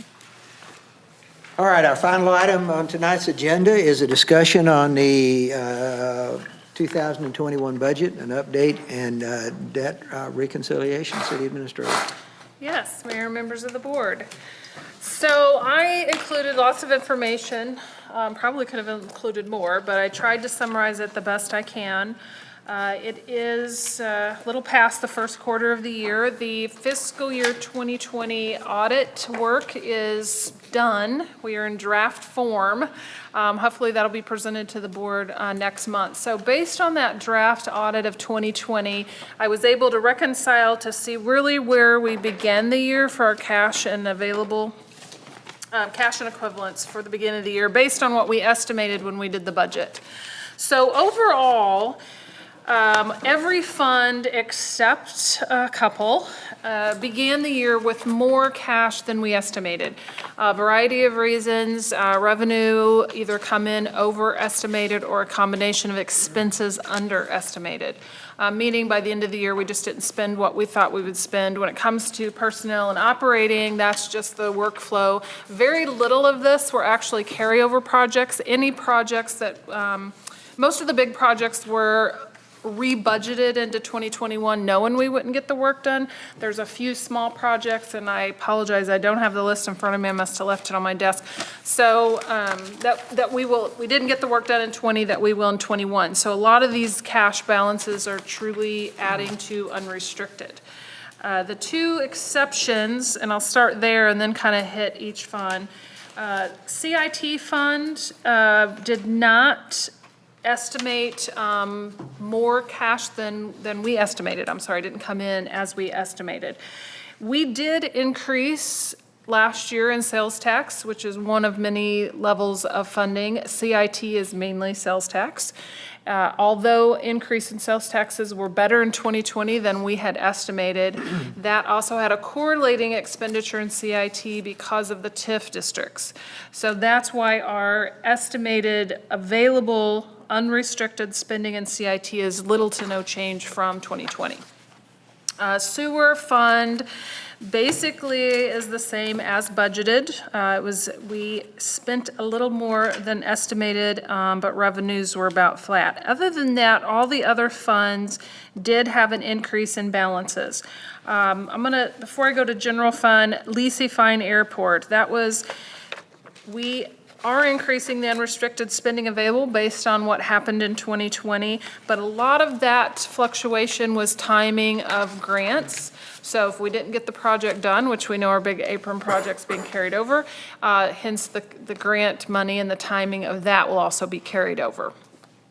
General fund, we did have a increase in estimated cash available of about 15%. So at year end, we'll have about $265,000 more in unrestricted. Most of that is, well, I guess 100,000 of that it contributes to the COVID funds that we did get to regroup or recap some of the expenses and loss that we had last year. So it's not exactly extra money, but because we made those expenditures, we did get reimbursed for that. And we didn't budget that. When I did budget last year, I budgeted very conservatively, like we would get $0. So it helped us when we did get roughly $100,000. I did not change or adjust any of the restricted, although that a lot of the funds do have more unrestricted balances, except for the two I noted. I did not readjust any of the fund reserves as budgeted. Sewer and water both had 0.5% fluctuation one way or the other, but other than that, because we were better than we estimated, all our restricted funds didn't fluctuate. Any questions on that part that I could clarify or answer for you? The next piece of my memo has to do with the city debt summary and forecast. So it was an interest of the board when we were discussing budget last year of reconciling about this time of year to determine if there's an opportunity for us to fully redeem any bonds that we have. So I put together a schedule and I tried to do it the easiest because I could have printed this on 3 feet paper or a little bit of ink, and I knew I would get flack for that. So I tried to print it the best so it was legible. We have 3 water bonds, we have 2 sewer bonds, we have a TIF bond, which I'm not going to discuss TIF bonds tonight, and then we have some other lease purchase debt. So our current water and sewer bonds, combination of those, per the amortization schedules, go out to 2027 in different years, different bonds. We did actually pay one particular bond off the very beginning of this year. So that's our first one that we get a zero in a long time, so that's very exciting. So if there's an interest from the board to fully call full redemption of bonds, I've outlined the net debt service for each year. In other words, our water and sewer bonds are both backed by their SRF bonding with DNR. So we do get a revenue subsidy to keep that effective interest rate down. And so that net debt service column for each year does show minus that revenue.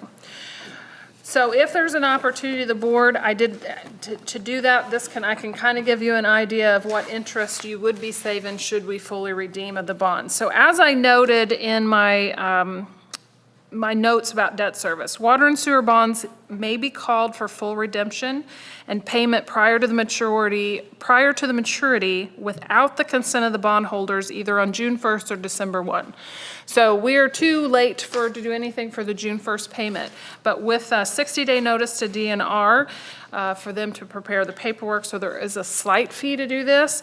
So basically, as long as we would know something by, I would love to say the end of September to give internal staff time to communicate, then we could, if we so choose, fully redeem a bond before the December 1st maturity payment. So that gives us some time. So I feel like we have some time to discuss this before we'd have to make notice. You can redeem bonds that are not in partial. That does require consent of the bondholder. That will require more banking fees because you do have to officially redo the amortization schedule, and a little more notice is needed. So I didn't even attempt to explain any of that process because it's easier, smoother, and less fees if you just fully redeem the bonds. Each water and sewer bond service does have a debt service reserve fund requirement. It may or may not have a full requirement for us to hold in CIT, but your CIT restricted is directly tied to one or some of these bonds. Now, determining what direction you want to go with a particular bond, that detail can be formalized, but I did not also go to that level of detail. So kind of estimating what you guys, what we previously discussed based on what I was estimating your intent would be. We do have reserves in CIT, a little over $1 million. I think it's just shy of 1.3 million unrestricted. I'm just looking for direction or more information so we can have further conversation because we have time to make these decisions. If there's intent to pay full debt, what is your level of comfort to pay down unrestricted in CIT to do that? And if so, I could put a schedule together that would tell you the exact interest and cost that would be savings. But for example, I know I was discussing this with one of the aldermen this week. So, for example, I put together 3 steps that typically you could pay off all of the 5 bonds. Actually, there'd be 4 because one of them will be paid off this year by 2023 potentially, instead of moving them all, or instead of stair-stepped all the way to 2027. To do that in aggregate would save, I didn't add my numbers, around $100,000. Maybe about 90,000. Sorry, I'm trying to do quick math and talk at the same time. By paying, for example, the 2007 water bond, which is the third on your list there. At the end of 2021, this year, it's a principal balance of $870,000. If you would pay that $870,000 at the end of this year, that would be paying that bond off several years early, because it's a 2007, so it'll be 2027. It would save about $60,000. That would not take up all your CIT unrestricted, but that would pay the first one off. Next year, use that same principle, and if you would pay off the 2005, because at the end of 2022, that has an $890,000 principal. That would only save about $25,000, but $25,000 is $25,000. And then the third one in 2023, pay off the final one. Well, no, I'm sorry, but pay off, in 2023, pay off the 2003, and that would have an $890,000 principal at that time. I can write this out more in an email, I'm not expecting you to remember that, but I'm just brainstorming on an option that would not use all the unrestricted this year, but also would have an opportunity, and then that final payment for the, nope, that would be it. That would pay them all off, and that would be your final one. So that's a way we could do it in a 3-year stepped process. Still save nearly 6 figures, potentially. That's not exact because there are some fees. Or you could be more aggressive, or you could just keep it as is, but I just need direction from you on how much more. I would rather have direction and then staff, because Carrie then will have to help me pass the step on the exact timetable. But I just really, you can think about it. We don't have to make a decision immediately because we have till September. But how much more financial data I can give you, I just need an idea of how we would amend the budget, because I would amend the budget based on this big a change, what your comfort level is. All right, thank you. Questions or comments from the board? Alderman Ross. So I appreciate Gina's time earlier. We sat down a couple of days ago and trying to figure out how do we strategically maximize our, for lack of a better term, unrestricted funds in CIT. Because there is going to be some money there. And if you look at it at first blush, it felt like, we should probably target the 2005 bonds because there was going to be enough money there. And keep in mind, the budget has us at like 1.23, I think. As we pay these bonds off in the unrestricted fund, or in the restricted funds, there's some funds there that will be utilized, that could be utilized in the part of the payoff. And so it felt like there was enough money to probably pay off the 1175, okay? But as you look at, and I'll make sure I get my screen to go right, when you look at the net debt service, and however these things all worked out, it made more sense to pay off the 870, which I guess is the 2000, if I say this right, I gotta flip back and forth, the 2007 bonds, okay? And then focus, as Gina said, next, and of course we haven't taken into account right now, we're up 10% on sales tax, so that's going to be a little bit of a benefit. We're not nobody's projecting that yet, but we might have some more options even better than it looks like right now. And I think the best way to maximize the effect of paying these down is to follow what Gina said, which is to pay off the 2005.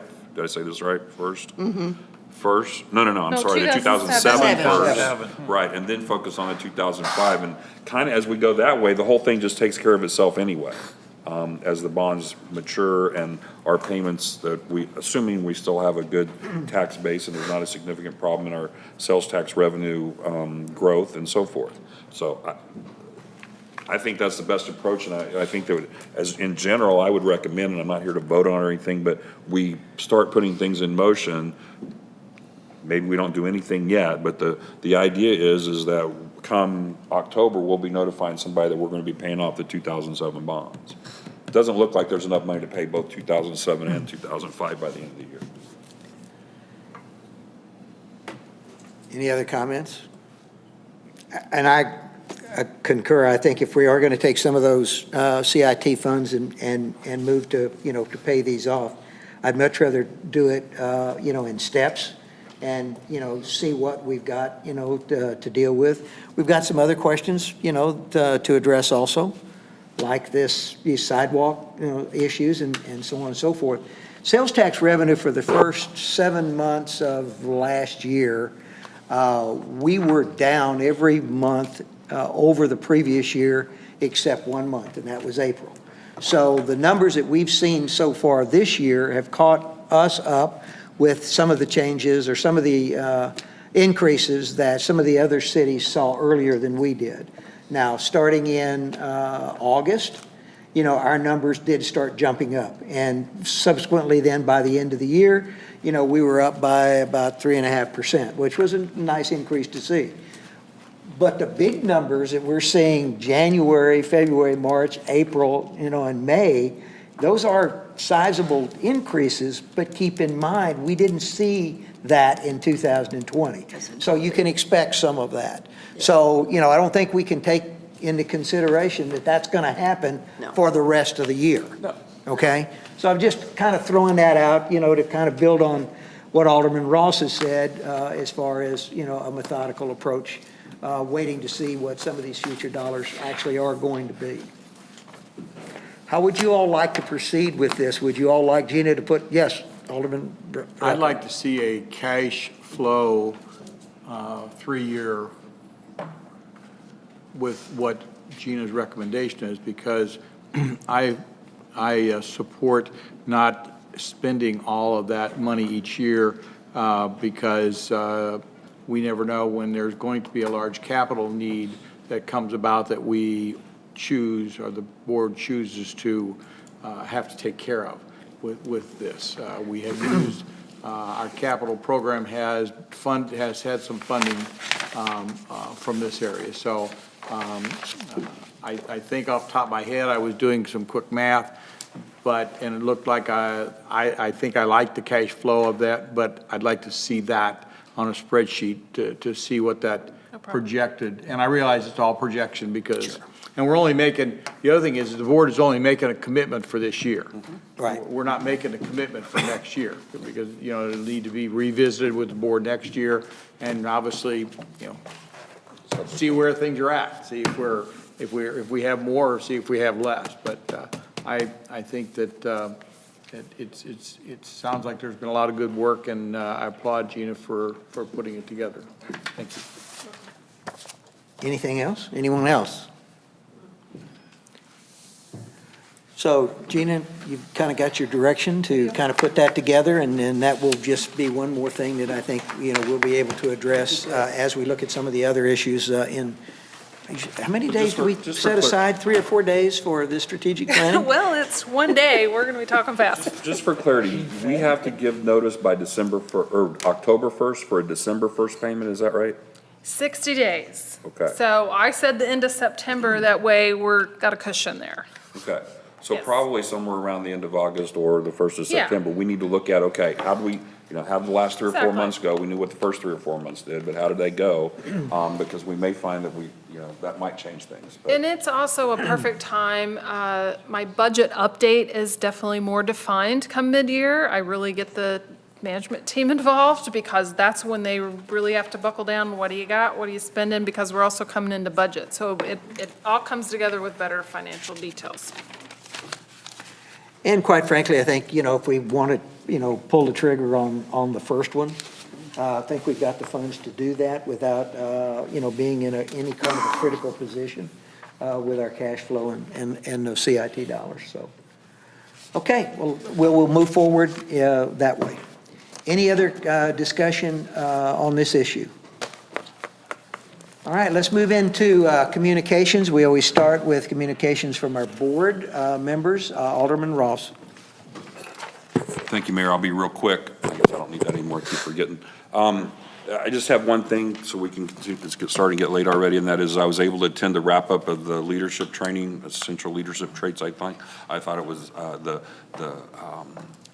would I say, the interaction with the management team amongst ourselves and also how many of them embraced this training was impressive. And so I applaud you all and thank you. It was for allowing me to attend because it was very interesting to watch and see some of the potential that this type of training has for this organization. That's all I have. Thank you. All right, thank you. Alderman Morose. Just a couple things. I just, again, want to congratulate Cindy on 20 years of service to the city of Osage Beach. And also welcome Mr. Crooks, is that the way I pronounce it?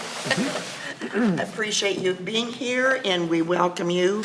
And we also cannot forget how much service that Mike Welty has done in trying to find a new director, and it's just been awesome. Thank you.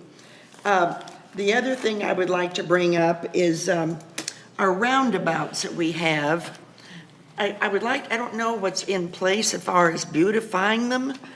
Frankly, they look like pretty pitiful weeds, and I don't know what's in place of planning, but I hope we have something ongoing. I'm sure Kevin's taking notes. We do have one roundabout that we've partnered with the hospital that they kind of take care of, and that's Nichols, so that might be one that looks different. Hopefully, I don't know which side, but that's the only one other than that, the rest are ours. Yeah, You're and saying the one most in of- Nichols that looks good? No, I said I don't know whether you're thinking that looks good or not. No. But they have agreed to take care of that one, so. Okay, maybe I need to call them. Yeah, that's the only one, that's the only one that's planted. The rest of them, the rest of the roundabouts really aren't planted, so if there's anything growing up in them, They're we not can supposed to shoot grow. that down with weed, with Roundup or something. But I'm sure Kevin has already mentally. A week till Memorial The Day. mayor and I had a conversation before the meeting concerning the Nichols Road roundabout. The hospital is supposed to be maintaining that for us, based upon the contract that I put in place back in March with them. I'm gonna reach out to them next week and just kind of see where they are with Okay, that. thank you. They'd already made a change to that island area in front of Casey's. We had some bushes there that were just overgrown and really bad, and so they fixed that with some nice decorative rock there. And because we don't have any irrigation out there, there's just not much more we can do out there. But I'll get with them and I'll get back with you guys on the Nichols Road roundabout. And then as far as the other roundabouts, we'll make sure that Kevin and his crew review KK and those Ks. and make sure that Passover. we clean those up a little bit. Thank you. Boulevards as well. Boulevard? Boulevards as well. The only other thing, Gina, is what is the city, or you've been going to some meetings of the, I can't ever pronounce it, the birthday, Best damn birthday bash? thank you. Anything that the city is going to be involved with that, and Well, right now, it's like all the community putting together their own events, which there's several big ones, which we've tried to help promote. We will kind of change around our fall festival, just set in line, which is a lot of the community's doing. As far as helping right now, I believe they will be coming before the city through our event request. support, thank you, Mayor, I just went Okay. blank, through the program like Dr. Brown has, so I suspect you guys as on a board level will get that much. There hasn't really been an opportunity to volunteer. We're not in the city, we're not in the position necessarily to organize a new event. So like other cities are doing, Eldon, Versailles, we already have a fall festival, so we're gonna tie that in, share in the logo, share in the advertisement we've already got ourselves on the calendar and stuff. So I don't know if that answers your question. I'm keeping in the loop with them, but I think they will be before the board at the board level, and then whatever help they need, we're here, but Go it may from be there. financial. okay, thank you. You're welcome. That's it, thank you. All right. Alderman Osteen. I just wanted to wish everyone a happy and safe Memorial Day weekend. Try not to make the national news. Hey, look, That was a great thing. that worked out really That well. worked out really well. That's the best, cheapest advertisement we could have gotten. Absolutely. And hopefully, we won't be put in that position again. You're absolutely right. Thank you. It's going to be, from what I'm hearing, as far as reservations and whatever, it's going to be Crazy one. a full weekend. So I know Chief's looking forward to that. All right, Alderman Walker. I have nothing. Alderman Becker. I have nothing. Alderman Rucker. Yes, sir. A couple things. Number one, welcome, Kevin. Thank you. Second, Kevin. Please let your water folks know. Can't think of the exact date, but it's been some time in the last couple of weeks. We had a water breakdown in my area. And my neighbors came to me, and I'm like, well, call the city. And they're like, well, we're calling you, so take care of it. That is on the So, patching list. That's going to be addressed next week. So they were down there, and they did a very good job, and They were very friendly and very quick to respond, and so everything was done. They did a very good job. Also wanted to mention the webinar, or I don't know what you call it, the economic with Lordak. What was that presentation? Missouri Economic Development? The next step. Oh, the next site, okay. Next site. I'm sorry, Kevin. Too many things. I had a little challenge getting into that meeting with my computer, my technology skills, but I finally got in there. The meeting was only about 3 or 4 minutes old, so I did get there. And there was a lot of good information, and I wanted to so bad to say what we really need to do is, rather than bringing business in, isn't there somebody out there that can bring in workers? Oh, boy, That's the other side of the coin that meeting so big. did not address, but that's. Yes, there's I am just amazed. I have just opened my eyes up a little bit more over the last number of weeks, and everywhere you look, time you turn around. I mean, I'm glad I'm retired, but let me tell you what, there's no reason for somebody not to be working. There is every time you turn around, one job. I mean, you see everybody. So, and I realize a number of things we've talked about addressing affordable housing and stuff, but we really need to get some workers in here. I mean, we talk about some more development. We need to get some workers in here. And last but not least is, it was very nice to see dirt tractors all moving over in the future Hobby Lobby location. Seeing a lot of dirt moving over there. Happy day. So it was very nice to see that. So that's all I have. Thank you. All right. City Administrator. 2 quick things. One, the ARPA funds, the American Recovery or Rescue Plan Act funds that we've been talking about that we're so anxiously waiting. We are a non-entitlement city, as my email stated. As of a couple days ago, the state had not received the money from the U.S. Treasury for the non-entitlement cities. However, I was at an MML board meeting today, and they assure me they are working with the state administration office to outline procedures and how we get the money and ultimately further those guidelines, because there's a lot of what you can't do with the money and then some interpretations of what you can do. So we are on top of it. We plan to participate, and every step of the way I will let you know, because I think ultimately what I've asked the management team, once we kind of understand it, we ultimately want to give you recommendations based on what we think too. So based on what you're hearing and what you want to do, that'd be another strategic planning item for funds, because, it's not like we're in a big rush. We don't have a big hurry, but I know everybody's anxiously awaiting all the guidelines and opportunities to get the check in hand. So I will keep you updated. The other thing, and I know the mayor mentioned this already at my MML board meeting today, one of the big topics was they're very successful with the legislation, what happened with Wayfair. It was a long time coming. There were some concessions that MML lobbyists had to make to get that bill, I think, for both sides, but they're very, very happy with it. It was a big milestone that since 2018 the state's been working on. It does require cities to go back for adoption if you don't have a use tax. MML is going to be putting together a statewide campaign, so those cities that want to pursue that don't have that, hopefully can, as a group, help with that education statewide and do it similar, same time, those kind of things. They've already started working with the St. Louis area for those communities that have not got it, as well as Kansas City.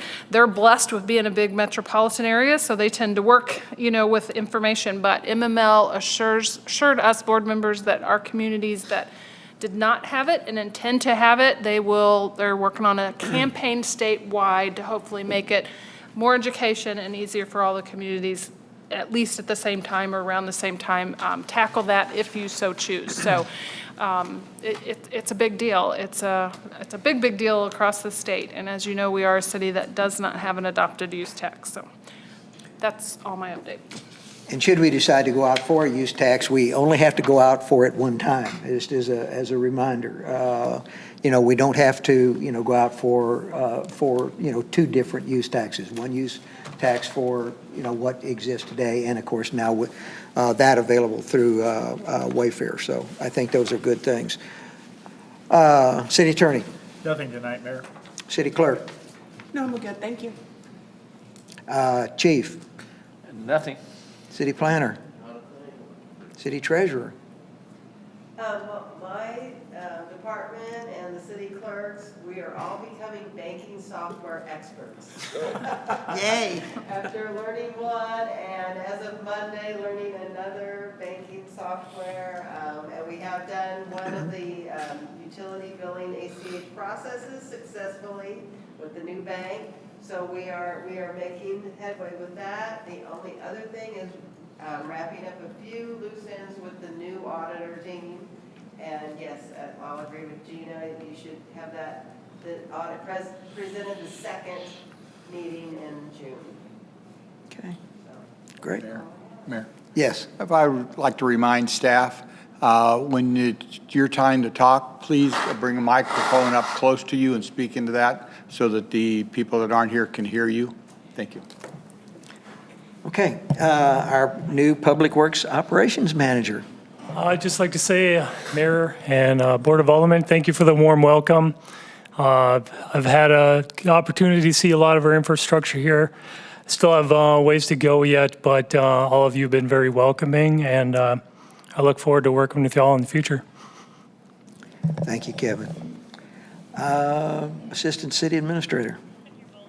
Yes, Mayor, I do have one quick thing. As everyone knows, we are short-staffed in the park right now.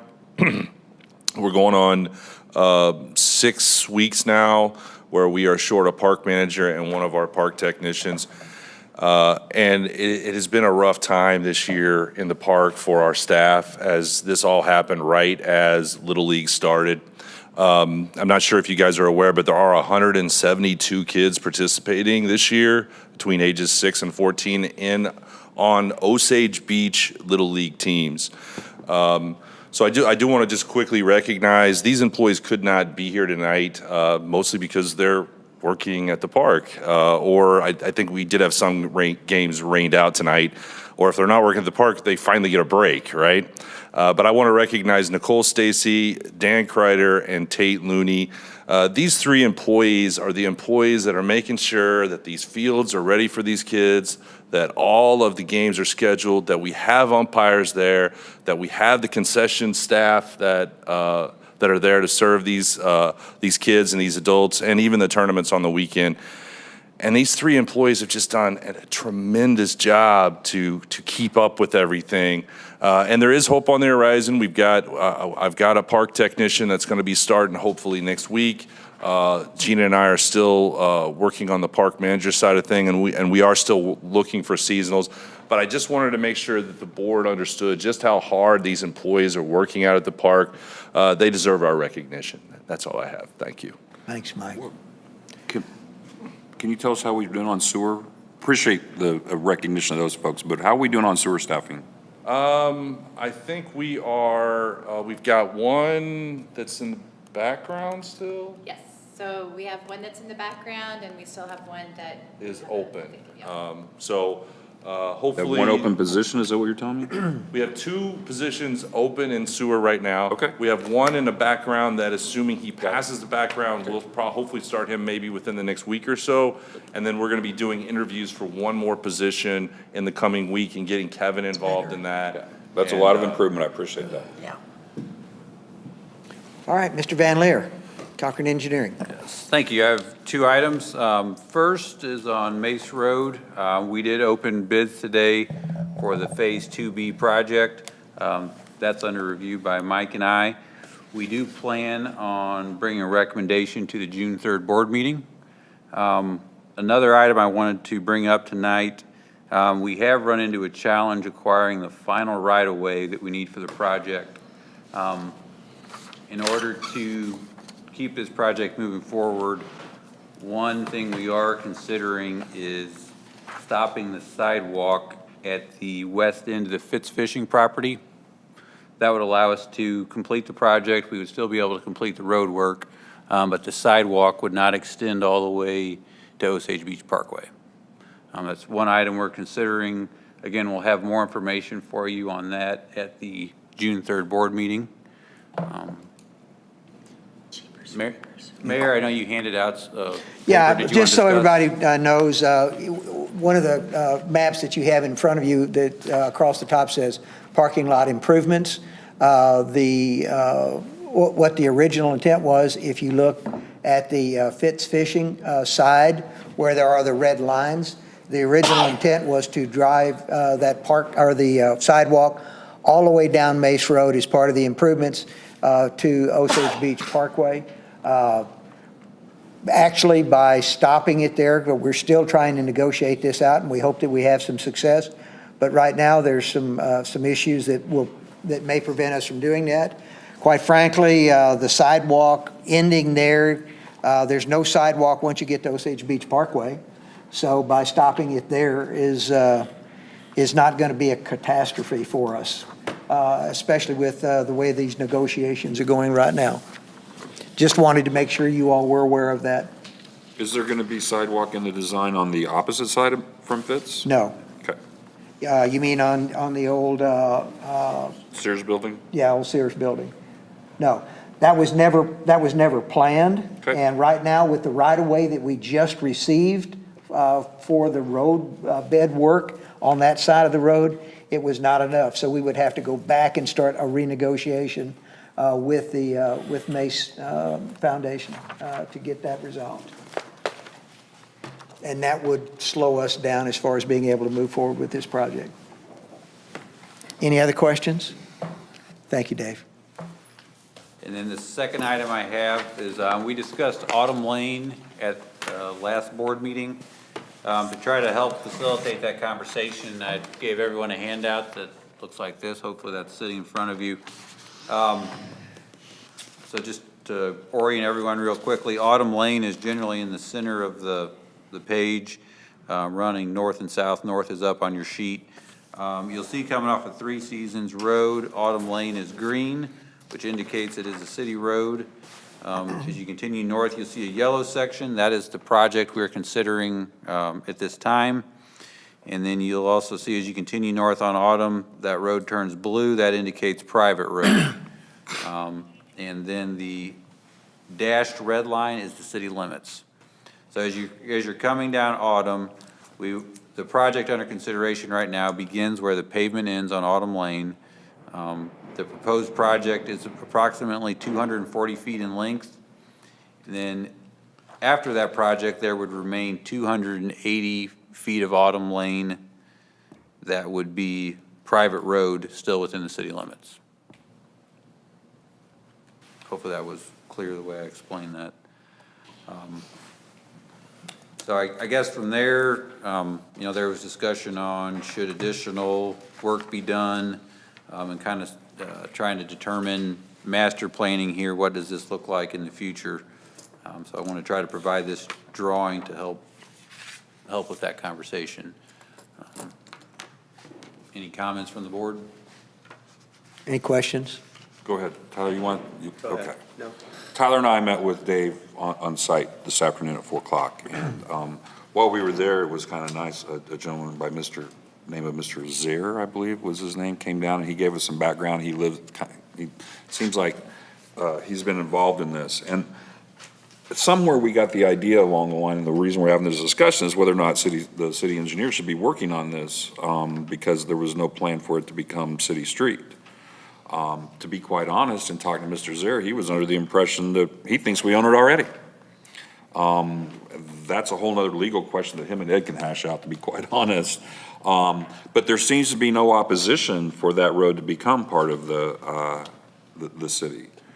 We're also only going to be 280 feet from the city limits, and the way where this project's currently set up to end is there's a valley in there, right in the middle of this yellow line. Basically, there's a valley.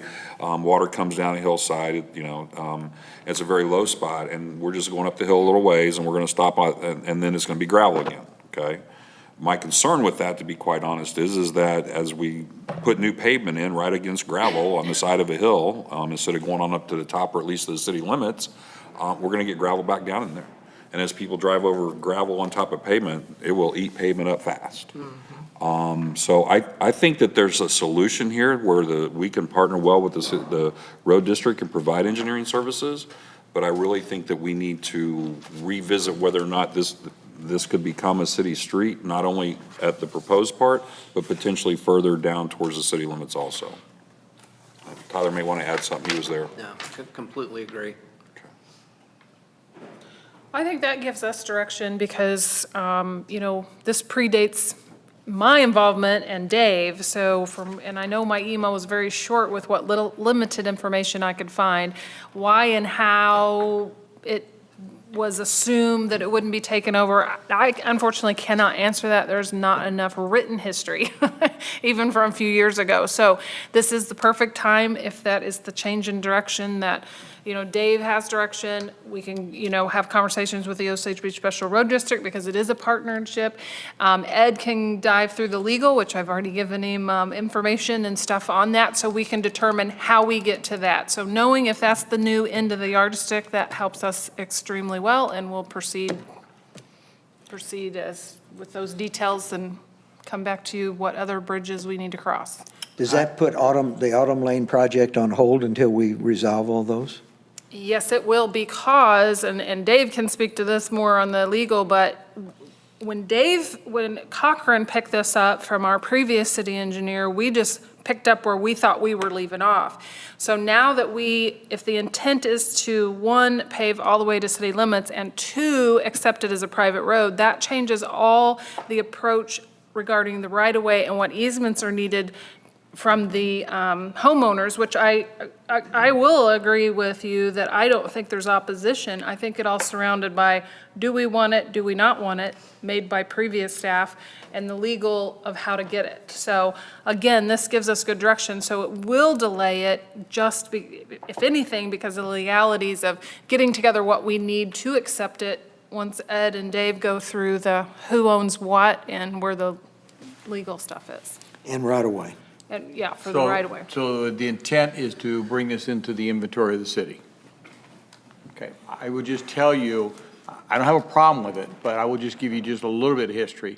And that is supposedly, this street has got to have sign off on a ton of people, all up and down this road, and not knowing who, what, when, where, and that was going to be the difficulty, supposedly. That's what I was told by our prior engineer. That's why the adverse possession was going to be, because the people, there was people, anyway, that's supposedly, but if that's, if that's not the issue, and if we move forward and able to go through the process, I think that's the best way for us to do it. And I also think that if we're not going to go that way, we need to make it very clear to the road district, because the road district funded it with the idea that it would become part of the city. So if we That's not what we were told. Huh? That's not what we were told last meeting. Yeah, there were notes.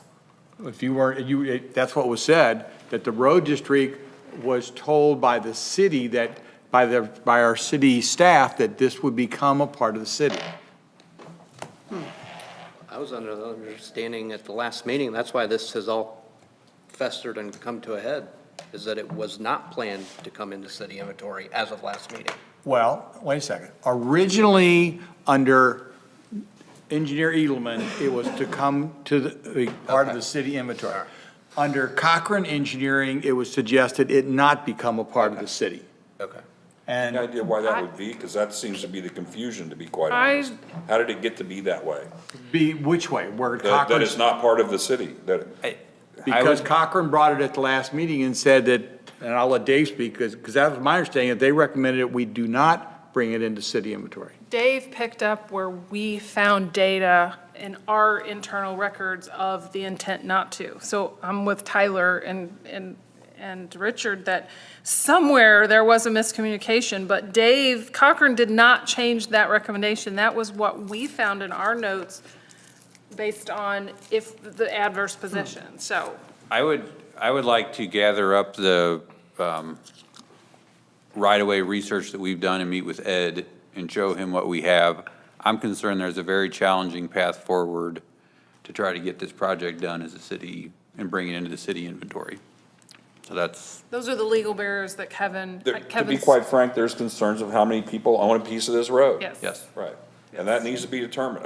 Mr. Zaire introduced himself as an attorney, okay? He's a retired attorney, for lack of a better term, and by the way, I'm not taking his word for it by any means, but he believes that we own the road already.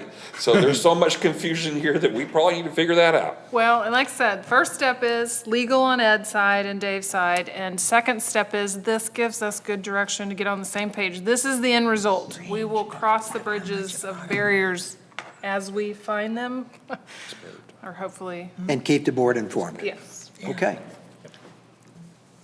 Anything else, Dave? No, sir. All right, HR.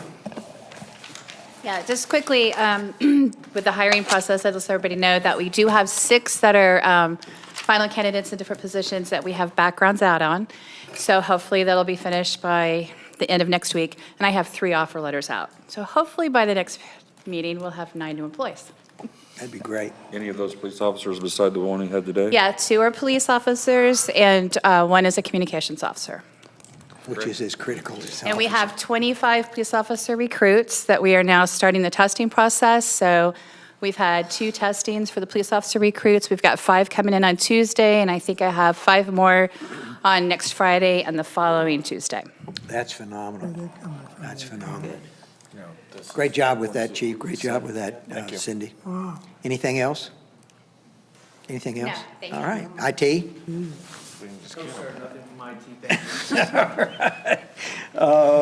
Airports.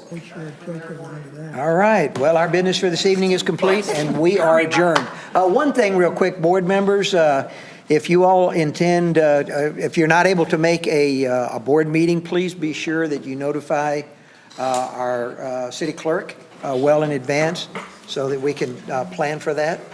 Thank you very much. This. Go on the next meeting. You'll be gone. And Kevin.